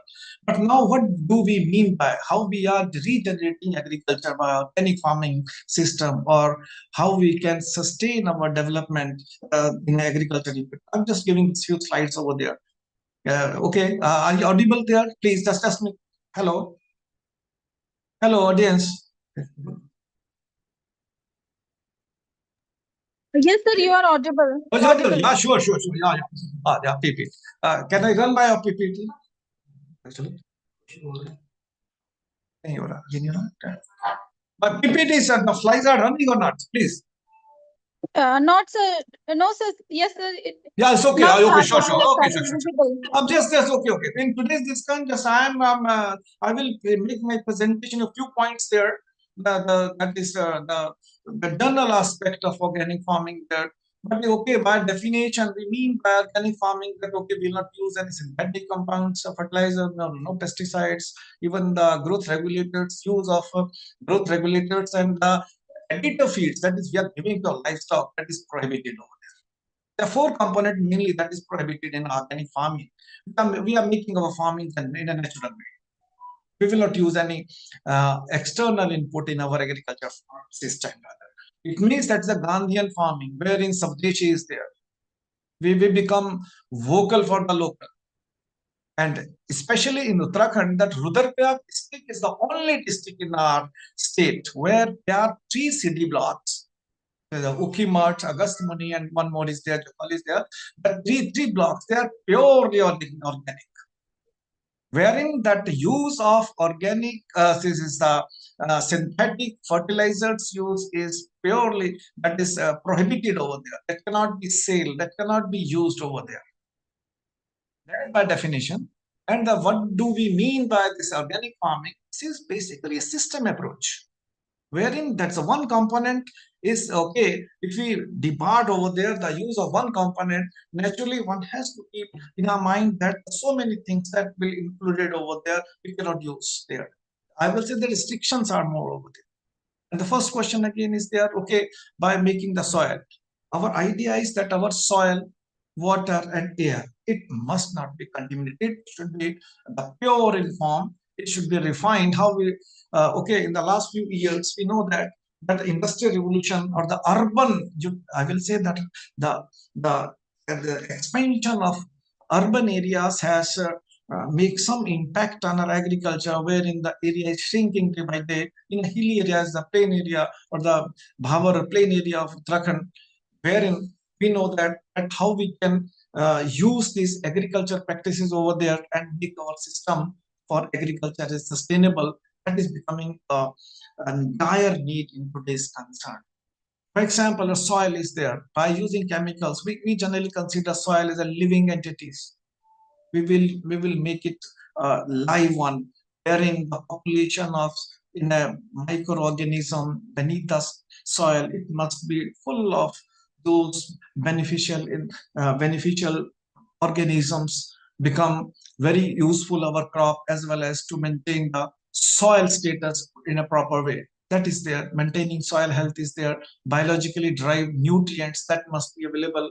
In nowadays, we consider that okay, our synthetic nutrients, that maybe the urea, it may supply 46% of nitrogen, but plant require only 1.5 to 2% of nitrogen for its growth. That is there. We will be matching the demand of plants by using organic means. And secondly is the non-chemical weed management methods. We must be using or practicing the over a period of time eco-friendly pest management, disease management, that comes under the purview or in the domain of organic farming. And now there are green leaders there. Uttarakhand is there, okay, more than 1 lakh hectare area is there. There's a millets is the growing system, wherein water requirement is minimum. In day of time, nowadays, agriculture is shifting from traditional to the new system where water requirement is minimum, wherein the natural farming and these millets are making a big way for they're contributing again the organic farming system. And again, the state legislative policies also like that, wherein that government is fixing the price of these millets. For example, finger millets. Nowadays, they have back they have made the some minimum support price for millets also is 42 rupees. The state government is purchasing for the farmers. It has given a I will say the impetus to farmers so as they can go into the field and grow more of millets, which are in a natural way. We are generally grow this all millets. Maybe the fox is the finger millets, the barnyard millets, foxtail millets. That area, no doubt, is very high over there. Over a period of time, it was shrinking. Nowadays, again, it is increasing more. It is now increasing day by day in our state here in Uttarakhand. That organic packages and practices, they are becoming more prevalent. Again, that is total area that We are good state-wise that our area is increasing day by day. And again, this is just information over there. The why do we organics that GMO is not permitted over there, genetically modified organism. Oh no, that's not permitted over there. That is purely a Gandhian theory, wherein we use only the traditional farming inputs in our system there, and synthetic pesticide, herbicides, and this is artificial fertilizers. They are not permissible there. And sometime in, if we say in the counterpart there, in a European part, wherein some synthetic fertilizers are also banned over there. For example, nitrite, especially, that is banned in Scandinavian countries. That is a poisonous in your food system also there. And now, just to revise the history of this organic farming nowadays, that is 1972, that reform was formed, which has given this international recognized organization that has given the principle of organic farming, that become that reform has given the basic lines. But I will say that the constitution of organic farming that has framed what we can do there in organic farming, what we cannot do, that is there. And the second comes that, okay, in 1966, in context, in Indian context, we say that before 1966, by default, we were organic in nature. But the impact of Green Revolution, that in 1966, when Green Revolution was there in India, by using the dwarf variety of this Sonalika, or the wheat and rice variety that were introduced from Mexico, and at that stage, that these varieties become fertilizer responsive, and the synthetic fertilizers prevalence of these synthetic fertilizers was maximum, wherein our productivity was increased tremendously high, so as to fill the bellies of billions of people in India. Okay, in 1966 till 1978, we were again importing this food grain from outside. But nowadays, now the trend has been changing. Nowadays, our soil becomes sick by using these synthetic fertilizers and these pesticides, and our productivity again, as we know that law of diminishing return is again there, our productivity is maximum, and now it is in a decreasing way. Again, we are looking for the new method, new system, wherein we were earlier before 1966, that okay, that system with us, that our organic system was best over there. But now question arises how we can make balance, that which area will be the best area for organic and which will be the for conventional farming.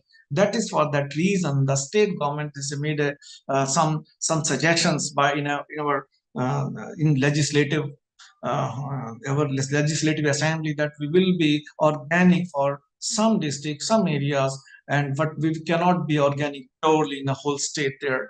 Okay, but this green revolution, that the impact rapidly, the soil fertility state is decreasing day by day, cost of production is increasing. That is really a big issue over there. Environmental pollution is there, hazard pollution. That we need organic farming. That is a basic thing that we do there. And this is just a slide over there, that conventional farming, organic farming, that what we can do there, what we cannot do there. That is the okay. We can use the biofertilizers there. What is organic fungicides, that is not we cannot use there. And second is that with the problem with the conventional farming, that is very important over there. That okay, we are now on daily basis, we are polluting our local rivers, Yamuna and Ganga. Nowadays they are being polluted, and water sources are polluted. What soil structures nowadays, by using more of urea or the these nitrogenous fertilizers, our soil health or the pH or the negative acidity of soil is increasing day by day, and our dependency on fertilizer, that is also increasing day by day, and that was there.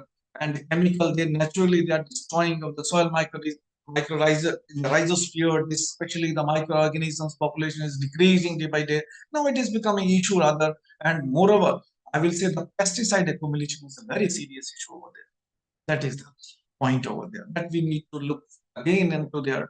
And that has amplification. Okay, we are spraying any chemical on the corn, and the results are becoming the population, that especially that our so expander, or rather the owl, or the night watchmen, especially we generally say in agriculture, that they work in the night, and they clean our field by using this is the mouse as well as the other things. They in the night, with those crop which is being destroyed by, or rather I will say that destroy our crop, they become our friend in the night. The population of these especially is decreasing day by day. And okay, maybe they are the sixth way to be how we can kitchen garden we can be organic. We use the organic. There's some information other. I will not go in detail other. That is in piece of information. And now the benefits of organic farming, I think there are so many. It has a more a benefit rather.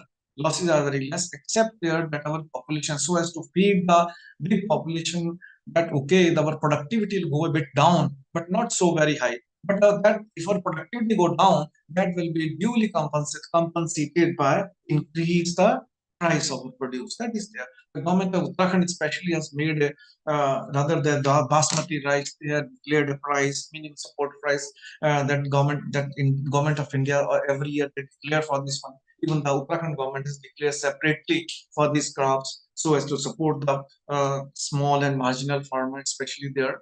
And we know that we have more of benefit of organic farming.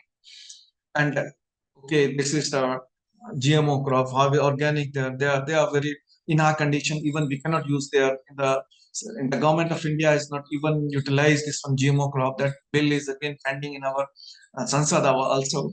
But moreover, there are some benefits from organic farming for as well as for the nutrition viewpoint is there, animal welfare point is there, even so as to survival or the further survival in this ecosystem that by using this organic method or inputs, we can be using it for longer period of times.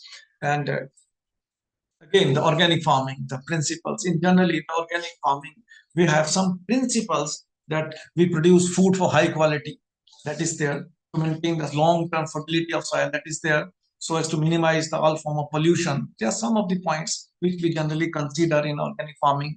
Our traditional crops, likewise the farm mirch that is in Padi and other district, there are local varieties that is grown in a location.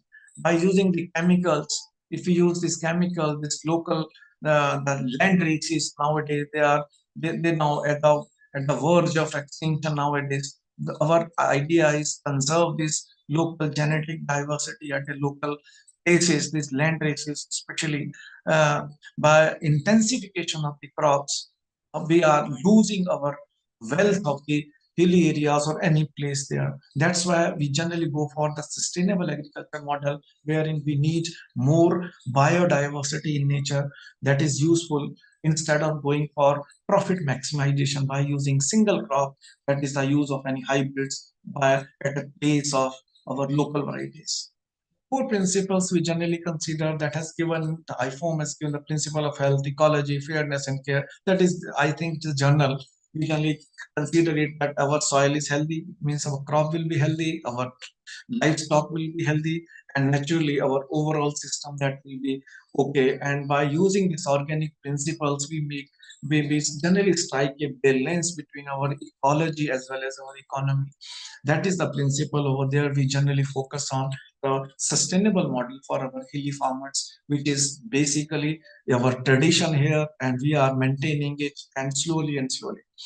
And by the organic farming is useful because by the conventional farming system, it has resulted into a decline in our soil quality also, and the resurgence of new pests there. For example, in case of corn, that is a fall armyworm, which was not an earlier problem in condition. By using these chemicals, that this has become a serious issue in our condition here.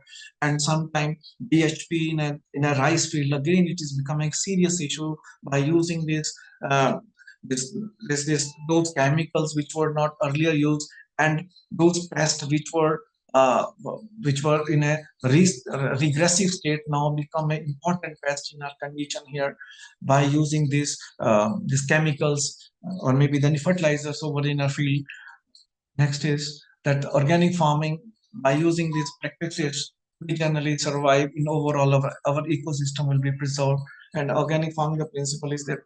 Okay, so next is there. Okay, by using, I'm just giving the example there. By organic farming practices, we generally promote for the crop. Okay, in our journal, when we are not using any chemical in our crop production system, that's why we promoting those disease-resistant varieties over there. I'm just having a typical example where in a vegetable crop example I'm giving, which is directly used in our food system there. For example, brinjal is there. We use generally so many chemicals there, and these chemicals are prohibited in our condition. Rather, by using these resistant varieties can be one option, where in different crops we can use the is a tolerant or resistant variety in our system. Similarly, where there are the in farming system, we can use different cauliflower and vegetables where we use these, we are suitable for our organic farming system. Reason being that I have already told you, this is a farming system approach wherein one has to choose those varieties which are highly resistant to the pest that is prevalent in any areas. And second comes here that, okay, if we are shifting from traditional conventional farming system to the organic farming, how we can, okay, by chance we were using the traditional farming system, how we can become the organic farmer. There are 10 steps. The organic standard is there. Conversion period is there. Buffer zone is there. Landscaping by using a selection of crop and variety. That is very used. Rather, I will say this information is very important.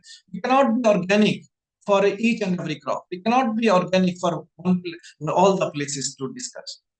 Should be organic in a one crop variety. Maybe, for example, in case of paddy, I'm telling you the basmati. If you are growing basmati, then we can be organic. But by using hybrid varieties which are fertilizer responsive, it cannot be organic over there. That's why that one has to choose an area and place and varieties for the organic farming system. That one has to opt the system there, wherein which is more useful to us, that will be sustainable for longer period of time. For that matter, I will say that in that system that we generally choose those varieties or in our hilly areas wherein the millets were generally grown over there. They are highly resistant. They do not respond to fertilizers. There is minimum losses by any pest over there. And the first part is that, okay, in 3 years and 4 years, if we are using the conventional method of our soil, that was already there with some chemicals, and in 3 to 4 years it will be free from any residues of especially any fertilizer that you have already added over there. And no doubt that our productivity will go. That is an GV Pant University has already conducted experiment that is for 3 years or 4 years. But okay, initially when we are not using any fertilizers, chemical fertilizer, our productivity or as well as our production will go down. But at the end of the third and fourth year, our productivity and production, that is more or less the same that we were earlier by using this conventional method. But our high yield, no doubt in our system here that we are not used, that organic marketing is not there. No doubt in Dehradun, it's organic market or heart is there, but not everywhere, wherein where low productivity sometimes compensated by higher your sale price of the produce. That is there. But for that matter, we are always a good position, rather, I will say, by shifting over from conventional farming system. There are some of few points that some questions are raised over there. Okay, what we can do, what we cannot use in our system there, organic farmer. That I have given the list over that: calcium chloride, limestone, gypsum, magnesium rock, sodium chloride, bacterial preparations, and biodynamics preparation. These are all comes under the purview of this organic farming. And nowadays, in natural farming, farming is there. Even the Jivamrit machine that generally we use in natural farming, that is also a part of organic farming. But the formulation we use over there, we are generally use, we do not use directly these inputs like that. But in Jivamrit, that is a preparation before we use in agriculture. That comes under the purview of even organic farming. But no doubt there are some differences there. The need of organic farming is that we need the organic farm because we have different type of commodity that we generally use daily basis, wherein the vegetable that we generally eat is in a raw form. That's why the crop must be, or any economic part that is that we use, that must be free from chemical residue. So as to that, otherwise there will be health hazards over there. And we know that by using this one, by using the most of the fertilizers and pesticides, they are nowadays also costly. Our cost of production is becoming very high over there. But when we are switching over to organic farming, so our cost of production is also reduced. And next thing, that is again a limitation over there. If we are switching over to organic, it means that we require these inputs in bulk. And by using the organic food, that the main limitation is there, that they are these, especially the nutrients, especially the nitrogenous fertilizers and the phosphorus and potash, they are slow releasing in nature. There are lack of natural resources available with us. and comparatively low production we have with us nowadays. This agriculture and agriculture, they go simultaneously, and pest and disease control is preventive there. They are not curative method that is nowadays in organic farming. No doubt the better method that is for pest and disease management, they are preventive method, they are not curative.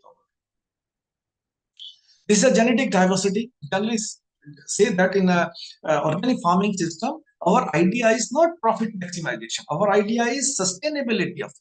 We generally go for, we preserve everything, biodiversity. By using this the profit maximization, we are losing so much of genetic diversity. I'm just giving example of tomato is there. We lost this genetic diversity nowadays by intensification of this, by using the modern method of. Secondly, now the second question arises this is biofertilizer. That is in India. I will skip it up. And now the organic, how the difference is there? This is just a passing difference. We know that hardly less than 1% of nitrogen is there. If I am anything bioproduct over there, even the organic manures and refuges, that they're just a data sheet. And there's edible organic. Okay, by using average content oil cakes, what we have now, but the demand of our crop is rather 2 to 2.5% of nitrogen is required at one point of time there. And just a base of information that in a cattle, in a ox, and they have different type of composition is there. And secondly, okay, there's the biofertilizer there, the free living, symbiotic, and the phosphate soluble bacteria. So many products nowadays available, and different products are nowadays available with us. And even the Himalayan institutes, they have made five different organic pesticides. They prepared. That is very useful. And the botanical pesticides, they are nowadays very useful. That is being used by farmers, organic farmers. And in our Dehradun, even there are some clusters. They are growing all these basmati in a clusters. They are organic farmers. They are growing Dehraduni basmati in a bigger way. They are using this botanical and natural products in a larger way in your cropping system. There's a pyrethrum, there's a nematicides there, Sandela lilies there, there's even the tobacco, garlic, they are natural pesticides. And the method is, okay, I'm skipping it, how this treatment is done by rhizobium culture, especially in leguminous crops. And scientific, okay, this is the old method, but this is very prevalent over in hilly areas. The total local method that is in a district body, the farmer nowadays are using this method on a commercial basis. They are using forest litter to convert into vermicompost. We have given this technology to them. In a one cycle, the 10 quintals of this one, the vermicompost, they are preparing at a one time in a 3-month interval because of low temperatures. Otherwise, it will be ready in 1.5 months. I will not go in detail of this technology, how we have done is there. That is the local products they are using. How the technology packages is there. Nowadays, an organic packages are available there. I'm just giving there, especially in ginger. Ginger is basically an organic crop. How it is being grown, and nowadays, if I adding any chemical pesticides and fertilizer in a ginger crop, but nowadays that the productivity is going down by using these chemicals. No doubt, it is highly prone to the rhizome rot. The disease is there, but by using organic practices, it's very good that we can grow best quality ginger over there. Nowadays, we have already standardized this technology. KVK has already standardized this technology for this one, especially in case of ginger. And nowadays, the natural farming experiment is with us now. I have 6 projects here there, especially in a different crops, but in organic and natural farming, I'm running a big project over there, wherein the standardization of these technology packages in a way. Now we will give you a capsule, especially for this one. In organic farming tools and practices, there are some of the tools we can use over there. Now, these are the weapons in organic farming. We can use the plant rotation, cover crop, manuring, organic farm. I have given you that 4 type of inputs other than synthetic fertilizers, pesticides, food additives, and growth regulators are prohibited. These are the prohibitions we cannot use in organic farming, but we can do it. What we can do there? These are some of the practices in organic practices we can use over there. These are the tools we can use. Next, organic farming practices, wherein the farmer vermicompost this we can use. And now this is activities maintained for soil structure and fertility. Again, same there. by crop rotation, green manuring, mulching, and recycling of compost waste and organic material. And this details wherein in a crop that is no doubt in Hindi, but it's a requirement of any crop at one point of time. It requires different elements in their growth and development. For AC, what be there, the pH and the pH of the soil and other elements that is needed in a optimal condition, optimum amount for their growth and development. The composting, vermicasting, there are all component over there. We generally use crop rotations. I will not go in detail. Green manuring by use Hanai, even the Dhancha order, these are used wherein that we can save the 25 to 30% of nitrogenous fertilizer by using this green manuring. That must be in natural condition over there in the cropping system. That must be included by using for a whole year crop rotation package. And the mulching is there, and mulching is very important. That is very essential or basic component in natural farming also. We are using this mulch, especially we can use your dry mulch in organic farming, but in natural farming we can use live mulch also. That is there, and a covering of crops, the general practices. I will not go in detail because this group is different one. I have made this presentation for some other group, but by chance I got the chance, I could not skip it off all this one. Activities there, careful planning, and this one that is there, and careful use of water, and the animal husbandry component is very important nowadays. And because that we need a lot of organic matter for them, by using this one, we can the complementarity of this agriculture is by okay, the agriculture and animal science they go simultaneously. This is okay. The soil by using these different research findings where the treatment combination we are using the bulky manures that we can bulky organic matter and compost, green manures, oil cage, fish meal. These are some of the components that we generally use in organic farming. They are permitted over there. Seed treatment is where they are the wire, cow urine, cow milk, even the wood ash, the hot water treatment. These are the essential components before going for sowing a crop there. Anything that we can use these treatments before any cultural practices in organic farming. Second goes certification, accreditation, standards, inspection, and the certification we need over there. That we need certification because I have already told you in the fifth point. The issue was in organic farming that okay, how we can identify that any produce that is available in the market is organic in nature, or maybe that is a fraudulent approach that made by anyone that okay, you can say that is a organic in nature, but we need certification for that. How it is done there? Okay, individual, the farmer can do it. And Organic India has given NSOPs, their national standard of organic production, wherein anyone can do for the registration for organic farming. This may individual, a group of corporate bodies, and you can get the logos and list of agencies. In Uttarakhand, there are 10 to 13 agencies are nowadays available in Uttarakhand, wherein we can go for the certification. And this is the logos we get afterward when we get registered with organic companies. Then our produce become there. And this is a fee structure for group of farmers. And this is a group of farmers. We can go for certification from foreign standard as well as the certification can do their organic Uttarakhand Organic Certification Board, that is 500 rupees. There's a standard procedure, and this is a standard for corporate or any tea in Uttarakhand. If we want to go for the herbal tea or maybe the organic tea, the certification standards for foreign is one has to pay for registration fees around about 25,000. That is to be done. In the PGS portal is there, that must be. This is an international organic standard. Form, Codex, UP regulation, matter and just. That is there. And the field inspection is there. Okay, field recording and sampling there. Afterward, the certificate registration is there. No PSD is provided to each and every one. Just that is in nutshell that how we do for this one.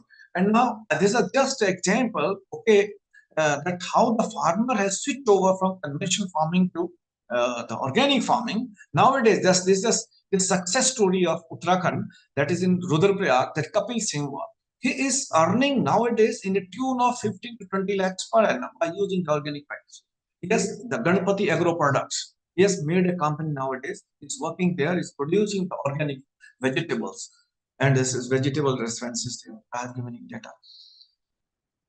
Again, the one of the zero budget natural farming that no doubt is now changed by natural farming. This is the Deepak Upadhyay of Dehradun. He is using this one. This is using the platform. This is a success story of this Deepak Upadhyay. He is an active member in organic farming. There are so many people over there. And every Thursday there is a organic hut in Dehradun wherein the organic produce are sold. Even I've just given the list of some farmers. Now they are selling this manure also. It's a Bhoganaji, Paramjit Siroi, and Kavita Pal. Kavita Pal is a lady who was an NGO. Nowadays selling especially a very big bay, is selling the verming compost. There's a fortified organic manure is selling here. Means day by day the demand is increasing. And she is working like anything over there. I've given the list of these successful farmers. And in areas that Premchand Sharma is a Patanjali awardee of 2023 one. Nowadays, the progressive farm is using this is the Amrit Pani, Panchagabya is using in a tomato also.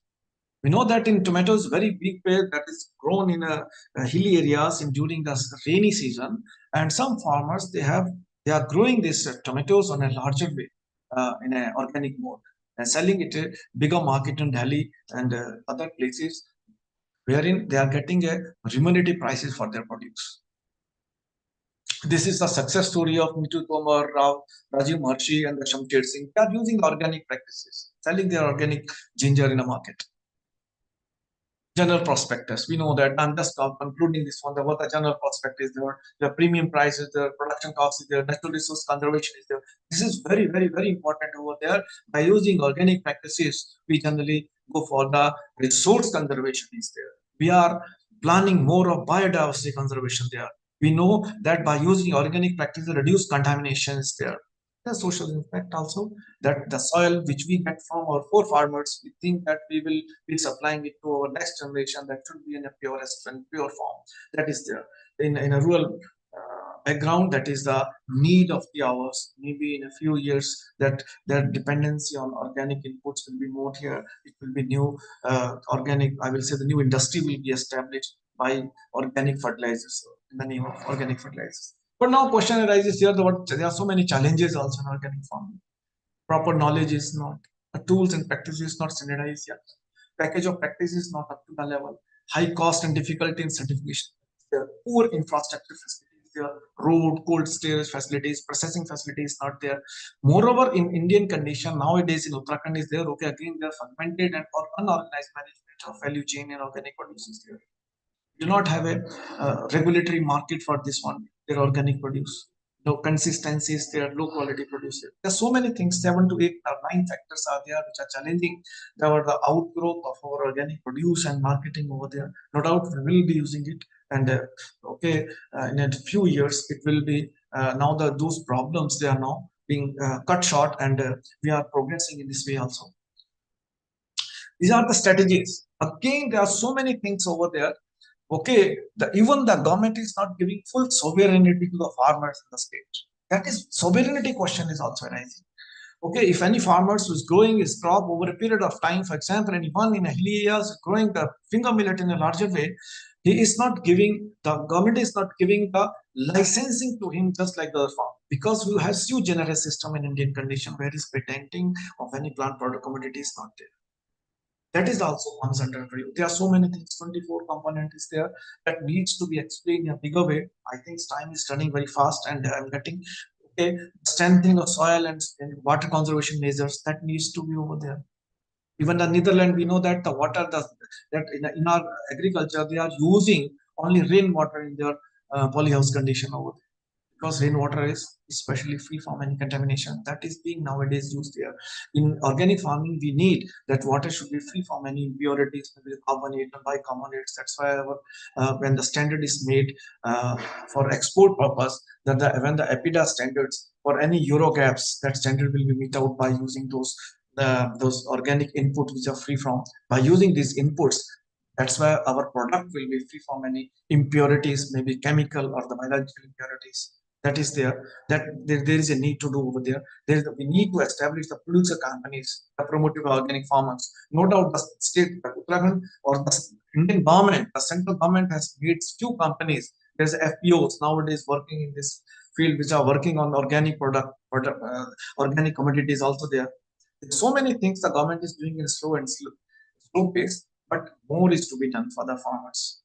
Reorientation of research and education and extension system is need of our for the organic farming. I will hurriedly cover all these points over there. Next are debatable. Again, there's a debatable issues. We can agriculture, can organic farming, again, the first question I raised over there, can organic farming produce enough for our food every day? Can we feed a 140 billion population daily? Again, the question mark is there. Is it possible to meet the nutrient requirement of the entirely from organic sources? Again, this is a question. How the 46% of urea nitrogen requirement of the plant is being made by the organic source, wherein the nitrogen is hardly of 1 to 155% only. That is the question there.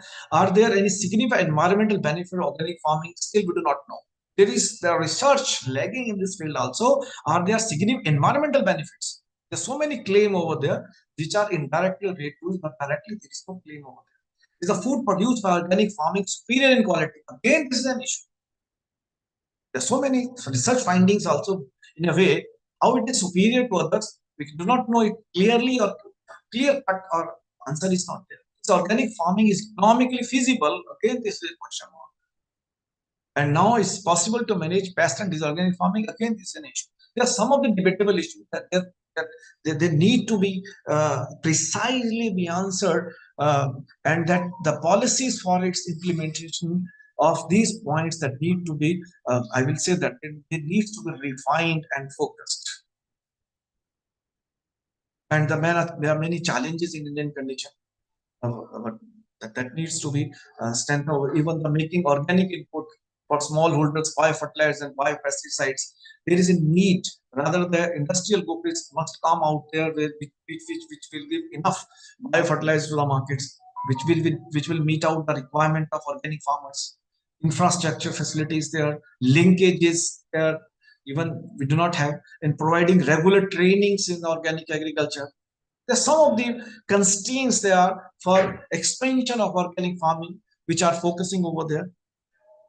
And lastly, again, my question is that, okay, well, if I conclude this whole discussion in a one point, again, this is system approach there. It is integrated approach, and there is our idea is by using the sustainability of the farmer. Sustainable model is to maintain the sustainable model. Our idea in organic farming, the profit maximization is not. Again, question arises here. Okay, feeding or increasing population of India is difficult with organic farming alone, but sudden switch over to completely organic is not possible even.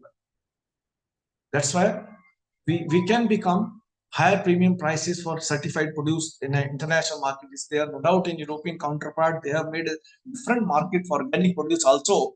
But Indian conditions is very difficult yet in our conditions. There are some markets hard are there by these marketing strategies that will give a lesson to us for the production chain that is there, and conversion period that is poor, high cost, difficult in certification inspection, that is another constraint also. That is in a nutshell that I am concluding over there. So thank you very much. Thank you very much. Am I audible, please? As a thank you. Yes, sir. So you are audible. Yeah. Thank you. Thank you so much, sir. Am I audible? Yeah, yes. Thank you so much, sir. On behalf of Organizing Committee of International Faculty Development Program, and extend our sincere gratitude for your enlightening lecture. Your session offered valuable insights into sustainable and organic farming practices, and your depth of knowledge greatly enriched the participants' learning experiences. The clarity of your presentation and practical examples you shared were truly appreciated by all. I'm very sincere, especially my thanks because in short notice you accepted our invitation and shared your knowledgeable presentation. Thank you so much, sir, for accepting our invitation and joining us in very short notice.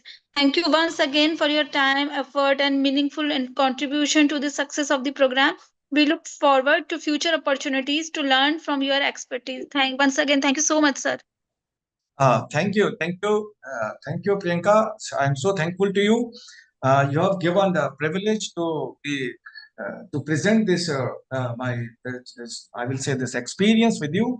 But no doubt the system approach, and we are in a way we are doing all the best for the state, how to counter or this constraint of the state, especially in organic farmers. That is my way. And thank you again. Thank you very much. Thank you so much, sir. Thank you, sir, for your inspiring words. It was a great lecture. Again, I would like to extend my sincere thanks to Professor KP Sudhir and Dr. Ashok Sharma for their valuable insights, inspiring words, and kind blessings. Thank you so much. Thank you all for being such a wonderful audience and for your active participation in this session. We truly appreciate the time and insights shared by our esteemed speakers and participants. With this, we conclude our session. Let's reconnect for the evening session where we have more engaging discussions and enriched talks waiting for you. See you all soon. Thank you. Have a wonderful day.